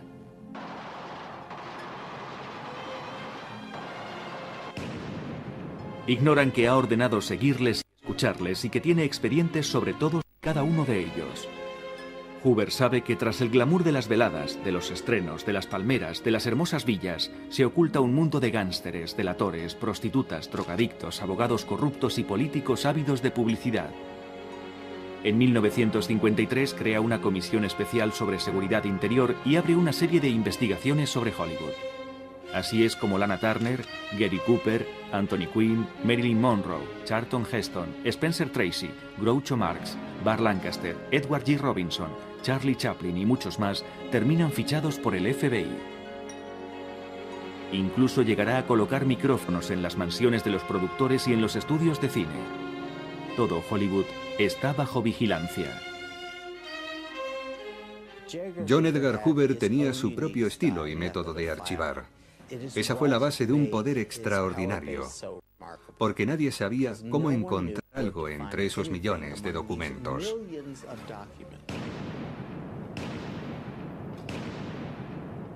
Los expedientes de Hoover se dividen en 5 categorías: obsceno, desviaciones sexuales, personal y confidencial, oficial y confidencial, y una última categoría, no clasificar, donde se encuentran todos los informes sobre las actividades ilegales llevadas a cabo por el FBI.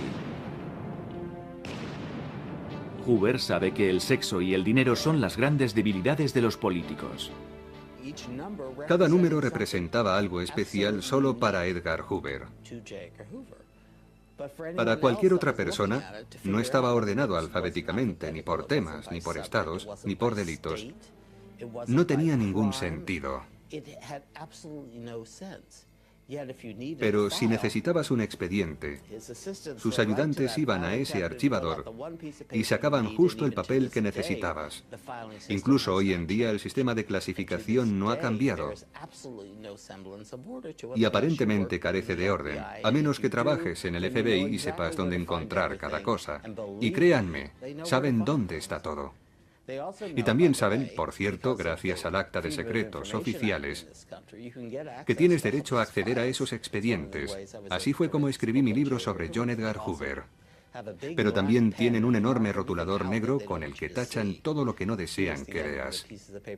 La clave es conseguir ver los documentos sin marcar con ese rotulador. Ese sí que es un auténtico secreto.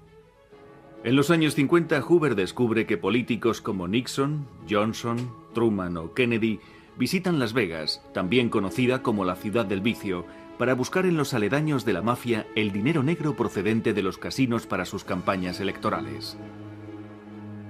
Por primera vez en la historia de Norteamérica, Hoover pone a toda una ciudad bajo escucha: habitaciones de hoteles, salones de juegos, restaurantes, administración pública y sindicatos. Hoover descubre así las relaciones amorosas del senador Kennedy con las chicas que Sinatra le presenta y de los vínculos de este último con la mafia. Cuando en 1960 JFK se convierte en presidente, una de las primeras decisiones que toma es deshacerse de Hoover. Es la primera vez que está oficialmente amenazado.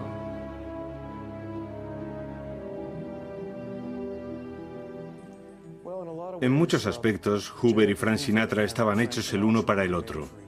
En 1988, cuando Frank Sinatra murió, los dos nos interesamos en su informe del FBI, porque los dos trabajábamos en el mismo tema. Yo investigo mucho en los archivos del gobierno, y Phil hace periodismo de investigación. Y los dos sabíamos que Sinatra fue una figura de primer orden en la industria del espectáculo y en la política de Estados Unidos durante medio siglo, y que su expediente sería sin duda muy interesante. Y lo era. Lo que encontramos fue 50 años de historia de Estados Unidos, desde la era comunista hasta la era Kennedy y la era Reagan. Frank Sinatra se codeó con todo el mundo durante aquel periodo. Era una celebridad a la que atraían las figuras poderosas, y a su vez, las figuras poderosas se sentían atraídas por él. Y durante todo ese tiempo, otra gran figura de la historia norteamericana, John Edgar Hoover, lo observaba todo y tomaba abundantes notas sobre dos cosas: los hechos contrastados y también los rumores sin verificar sobre la vida de Sinatra. Todo estaba en el informe al que accedimos y lo contamos en nuestro libro.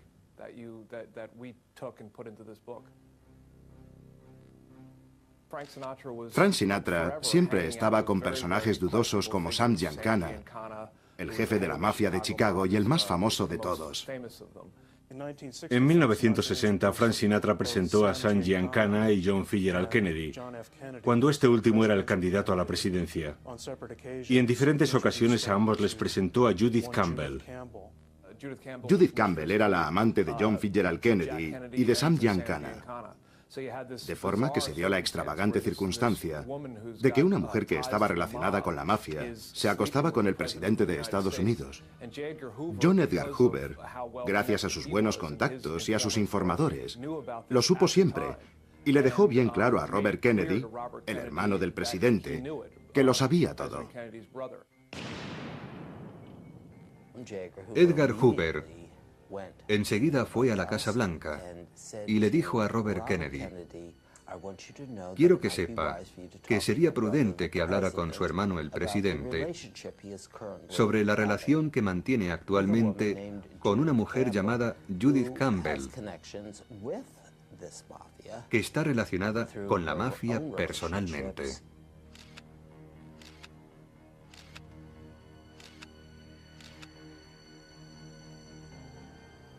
Nadie lo entendería. Su secreto está perfectamente a salvo conmigo, pero quién sabe si alguien más podría descubrirlo. Robert Kennedy se quedó estupefacto, mudo, parado, y lo comprendió todo.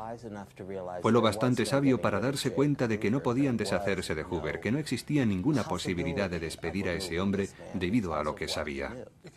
Se puede decir que ese fue el momento de gloria de John Edgar Hoover,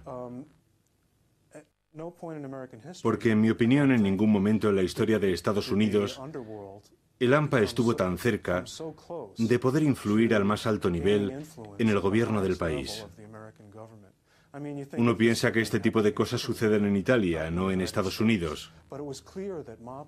Era evidente que la mafia estaba usando a Frank Sinatra para acceder al presidente de Estados Unidos. Hoover tiene 66 años y sabe que Kennedy tiene intención de cesarle cuando sea reelegido en 1964.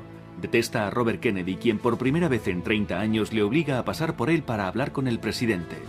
Pero Hoover sabe, gracias a las escuchas que ha ordenado realizar en Las Vegas, que los Kennedy están implicados en los intentos de asesinato de Fidel Castro y que el asunto se le confió a la CIA, principal rival de Hoover, para mantenerle alejado. Cuando la CIA elige para esta misión a dos padrinos de la mafia de Las Vegas, amigos de Sinatra y del presidente, Sam Giancana y Johnny Rosselli, Hoover solo tiene que abrir un nuevo expediente sobre los Kennedy y esperar. Gracias a los micrófonos que ha hecho colocar en la casa de Malibú del actor y cuñado de Kennedy, Peter Lawford, y a pesar de la prohibición de Robert Kennedy, también está al corriente de la relación secreta entre Marilyn Monroe y JFK. Una transcripción de las escuchas revela que cuando Marilyn aconseja al presidente que se deshaga de Hoover, él le contesta: imposible, sabe demasiado. Hoover está atado. Cuando JFK muere asesinado, Hoover protege a los Kennedy, pero él lo sabe todo, y los Kennedy lo saben. Hoover puede dormir tranquilo, nadie podrá deshacerse jamás de él.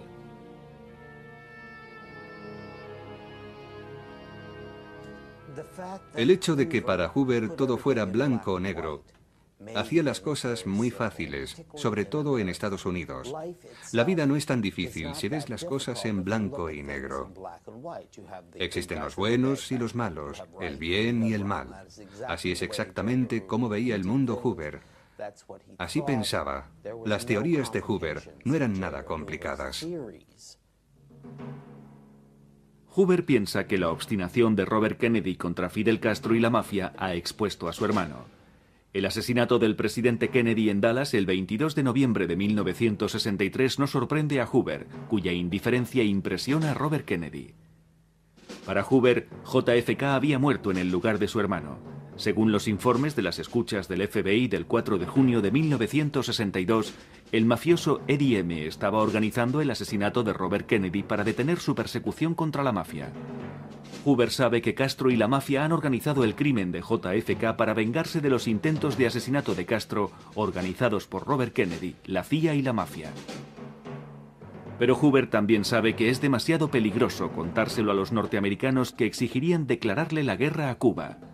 Hoover informa al presidente Johnson de que Castro posee una veintena de misiles rusos apuntando hacia grandes ciudades americanas que podrían causar, según cálculos del FBI, al menos 20 millones de muertos. Johnson y Hoover confían a una comisión de investigación la tarea de enterrar la verdad en el célebre informe Warren. La familia Kennedy acepta guardar silencio y jamás hará un solo comentario sobre la muerte de Kennedy. Una de las formas más interesantes que tenía Hoover de controlar no solo al gobierno, sino también a los medios, era mediante su habilidad para eludir cualquier responsabilidad directa. Cuando decidió poner micrófonos en las oficinas de Martin Luther King, pidió autorización a otra persona antes de hacerlo. En concreto, al fiscal general, su jefe, Robert Kennedy, a quien visitó en numerosas ocasiones para pedirle autorización para espiar la organización de ese hombre, alegando que había comunistas infiltrados. Stanley Levison, el asesor financiero, era supuestamente miembro del Partido Comunista. Hoover quería saber qué es lo que pasaba en esa oficina y si realmente tenían alguna conexión con los comunistas. Finalmente, Robert Kennedy accedió autorizando a Hoover las escuchas. Pero Hoover no se contentó con las oficinas. Colocó micrófonos en las habitaciones de sus hoteles, en su casa, sus teléfonos, incluso en su coche. No encontró nada sobre el Partido Comunista, pero descubrió que Martin Luther King mantenía relaciones secretas con varias mujeres y aquello le revolvía el estómago a Edgar Hoover. Hoover se llevaba las cintas a casa y las escuchaba por la noche, lo cual no deja de ser fascinante. Se pasó el resto de sus días intentando desacreditar a un hombre que básicamente solo hacía cosas buenas. Para la mayoría de la gente, lo que hiciera con su vida privada era asunto suyo, pero no para Hoover. Robert Kennedy nunca dio marcha atrás. Nunca dijo, ya basta, se acabó. Nunca le quitó el poder a Edgar Hoover. Cuando Martin Luther King murió, estaba siendo espiado. Hubo un encuentro maravilloso cuando Martin Luther King fue a visitar a Edgar Hoover al cuartel general del FBI para intentar hacer las paces. Se estrecharon las manos y todo indicaba que su relación volvía a ser amistosa. Pero no fue así. Ante los ojos de Hoover nada había cambiado. Sencillamente tenía la oportunidad de hacerse otra foto, así que sonrió a las cámaras y nada más salir Martin Luther King ordenó nuevas escuchas. A principios de los años 70, al final de sus días, Hoover traiciona todos sus principios. A pesar de tener a todos los grandes jefes de la mafia vigilados, deja que cometan asesinatos de los que está perfectamente informado para proteger a sus confidentes infiltrados en el seno de la mafia. Permite que asesinen delante de sus narices y deja que sus agentes arresten a inocentes que serán condenados. Is it true that in the year 1950 you devised the murder of the heads of the so-called five families in New York? It's a complete falsehood. Esa información no se conoció hasta después de la muerte de Hoover y es una acusación mucho más interesante que ningún rumor que hayamos podido oír sobre sus relaciones con su segundo al mando, que resultan nimias comparadas con acusar a alguien falsamente de asesinato y dejar que los verdaderos asesinos que tú conoces queden en libertad. Es espantoso para mí y para cualquiera que conozca la historia. Es una enorme mancha negra sobre su nombre. En 1971 la reputación de Hoover cae en picado ante la opinión pública. Nixon y sus colaboradores solo quieren una cosa: echarle. Una nota del FBI del 8 de octubre de 1971 revela una conversación del presidente con sus asesores. Por muchas razones Hoover debe dimitir, debe salir de aquí, debe marcharse por su propia voluntad para no provocar ningún escándalo antes de las elecciones del próximo año. En ese momento informan a Nixon de que los demócratas van a hacer público un informe sobre supuestos sobornos que habría recibido del multimillonario Howard Hughes. Nixon contrata a unos exagentes de la CIA llamados los fontaneros para que encuentren esos informes, pero no encuentran nada tras una serie de robos en todo el país. Cuando Hoover descubre que el presidente ha creado su propia policía secreta, algo que nunca había sucedido hasta ese momento, le hace saber que está cavando su tumba. Nixon no le escucha. El 2 de mayo de 1972, Hoover muere debido a una crisis cardíaca. Sorprendentemente, nunca se le realiza la autopsia al cadáver, dejando que planeen dudas sobre las causas de la crisis cardíaca. Su muerte resulta providencial. Liberado de la carga de Hoover, Nixon envía a sus hombres pocas semanas después a robar en la sede del Partido Demócrata en Washington, en el edificio Watergate. Comienza el asunto Watergate. Nixon ha firmado el principio de su fin. En 2006 sabremos que Garganta Profunda, el confidente que guió la investigación de Bob Woodward y Carl Bernstein, los dos periodistas del Washington Post que harían público el escándalo provocando la dimisión de Nixon, era Mark Felt, un agente del FBI que había trabajado para Hoover a los Rojos. Hoover es nombrado jefe de la División General de Inteligencia. Su misión, acorralar a los subversivos. Crea el mayor fichero jamás visto. 450.000 revolucionarios, anarquistas e inconformistas están fichados. El 7 de noviembre de 1919, Hoover organiza registros en todos los sindicatos. Comienzan las redadas violentas y las expulsiones. Pero Hoover quiere dar un golpe de efecto ante la opinión pública. Logra que se condene a Emma Goldman, la famosa revolucionaria estadounidense por anarquista, afirmando que sus discursos habían inspirado el asesinato del presidente McKinley 18 años antes. El 21 de diciembre a las 2 de la madrugada, Hoover acude personalmente a Ellis Island, el puerto de Nueva York, para presenciar la expulsión de Emma Goldman a Rusia junto con 294 extranjeros más a bordo del Buford, al que la prensa llama el Arca del Soviet. Hoover convoca a la prensa a esta deportación llamada por los periodistas la fiesta del adiós. Es el inicio de su fama. Estas acciones le valen un ascenso. En 1921, a los 26 años, Hoover es nombrado ayudante especial del ministro de Justicia. En aquellos momentos el departamento de investigación era extremadamente corrupto. No hacía falta gran cosa para ser agente. De hecho, pagaban $1 al año, les daban la documentación y les nombraban agentes. Los agentes hacían prácticamente lo que querían en nombre del gobierno federal. Aparentemente todo el mundo estaba en nómina en aquellos tiempos. En 1924, el presidente Coolidge decide que ha llegado el momento de limpiar a fondo los pasillos de la administración estadounidense para mejorar la imagen del Departamento de Justicia y de su agencia de investigación. Harlan Stone, el nuevo fiscal general, decidió limpiar la agencia de investigación. Para ello llamó al joven John Edgar Hoover, aún veinteañero, y le preguntó: ¿puedes hacer el trabajo? Hoover contestó: puedo hacer el trabajo, pero no lo haré si tengo que dar cuentas a alguien más que a usted. A los 30 años, Hoover es nombrado director del FBI. Conservará el puesto durante 48 años, justo hasta su muerte.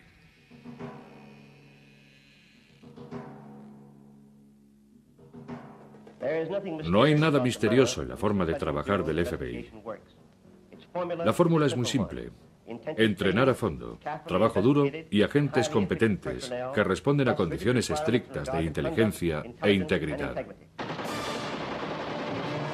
Para luchar contra el crimen, Hoover crea unos agentes especiales, los G-Men, que solo dan cuenta a Hoover, ni siquiera al ministro de Justicia ni al mismísimo presidente.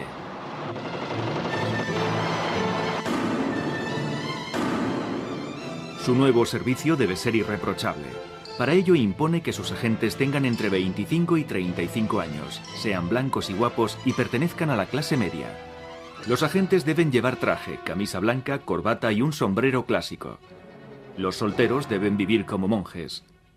Hoover va a usar incluso medios ilegales para romper parejas que no aprueba. Ni negros, ni hispanos, ni mujeres, ni judíos.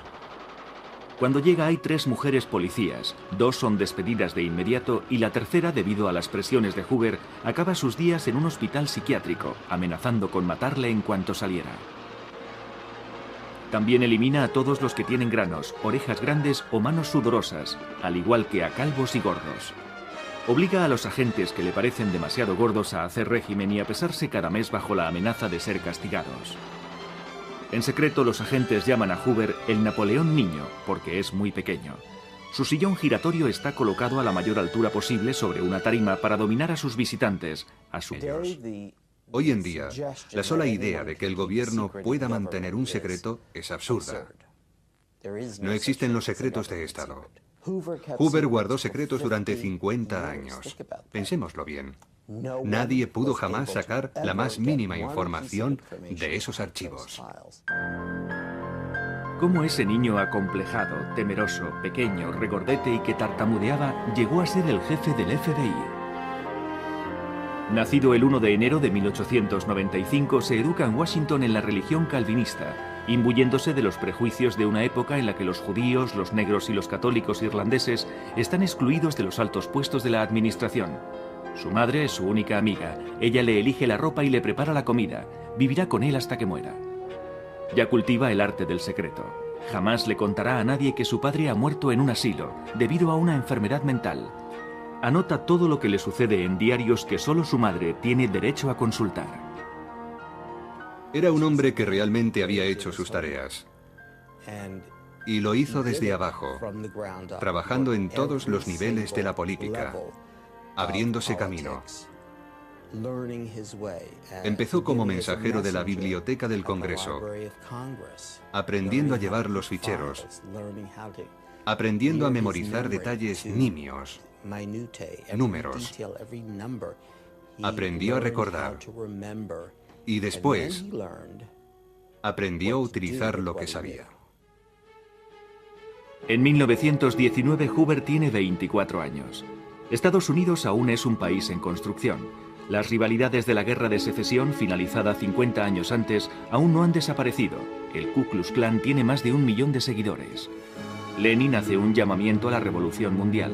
La clase media estadounidense está traumatizada por una serie de huelgas y atentados anarquistas con bombas. Se desencadena el Gran Terror.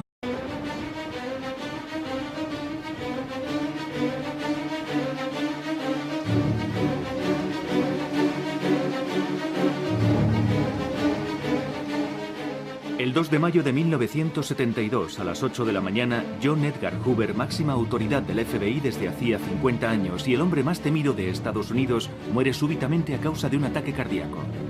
Tras ser informado en la Casa Blanca, el presidente Nixon decide mantener la noticia en secreto y envía enseguida a un equipo especial para que registre a fondo la casa de Hoover. Aunque el cadáver estaba aún en el suelo, los agentes especiales no le prestaron la más mínima atención, obsesionados por la idea de encontrar los famosos expedientes secretos que hacían temblar a Estados Unidos desde hacía medio siglo, en los que Hoover guardaba datos confidenciales y explosivos sobre políticos, periodistas, estrellas de cine y presidentes. No encuentran nada, ni el menor rastro de los expedientes. Nixon ordena cambiar urgentemente las cerraduras del despacho de Hoover en la sede del FBI y guarda la única llave. Por fin es libre de actuar a su antojo. 5 semanas después ordena registrar los despachos del Partido Demócrata, el Watergate, al que Hoover se había opuesto firmemente. Desobedeciéndole, Nixon no sabía que estaba firmando su sentencia. Hoover convirtió al FBI en la mayor agencia de investigación del mundo, usando en exceso la difamación o las escuchas telefónicas para afianzar su poder y convertirse en el único jefe del FBI intocable. Su poder y su genio residían en saber guardar un secreto y que nadie supiera qué secretos conocía.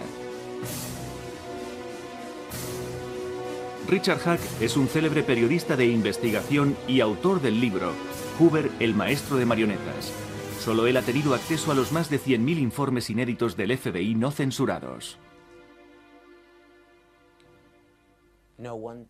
Nadie escuchó nunca la más mínima filtración acerca de esos informes.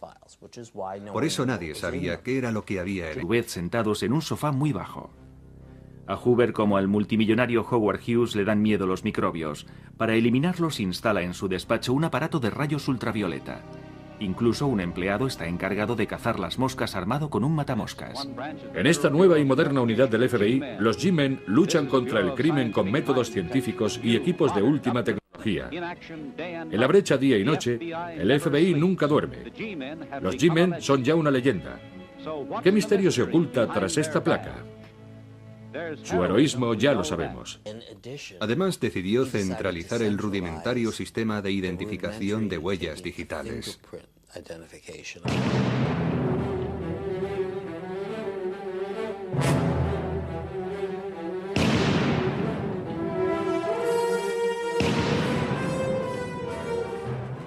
Es más, Hoover en persona lo organizó, eligió a los responsables, consiguió el presupuesto para crearlo y lo trasladó a Washington, donde se convertiría en la base del poder actual del FBI con agentes en todo el país.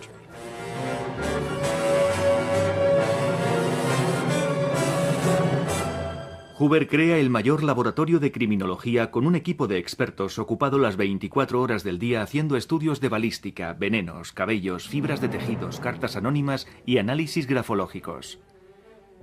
El laboratorio y la división de identificación se convierten enseguida en los más modernos del mundo y en la clave del poder de Hoover. De esta forma, el FBI posee el monopolio virtual de toda la información criminal del país.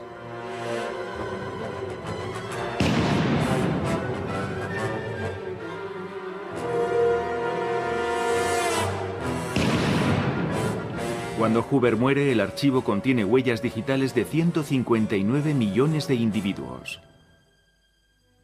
1929, la Gran Depresión, el crack bursátil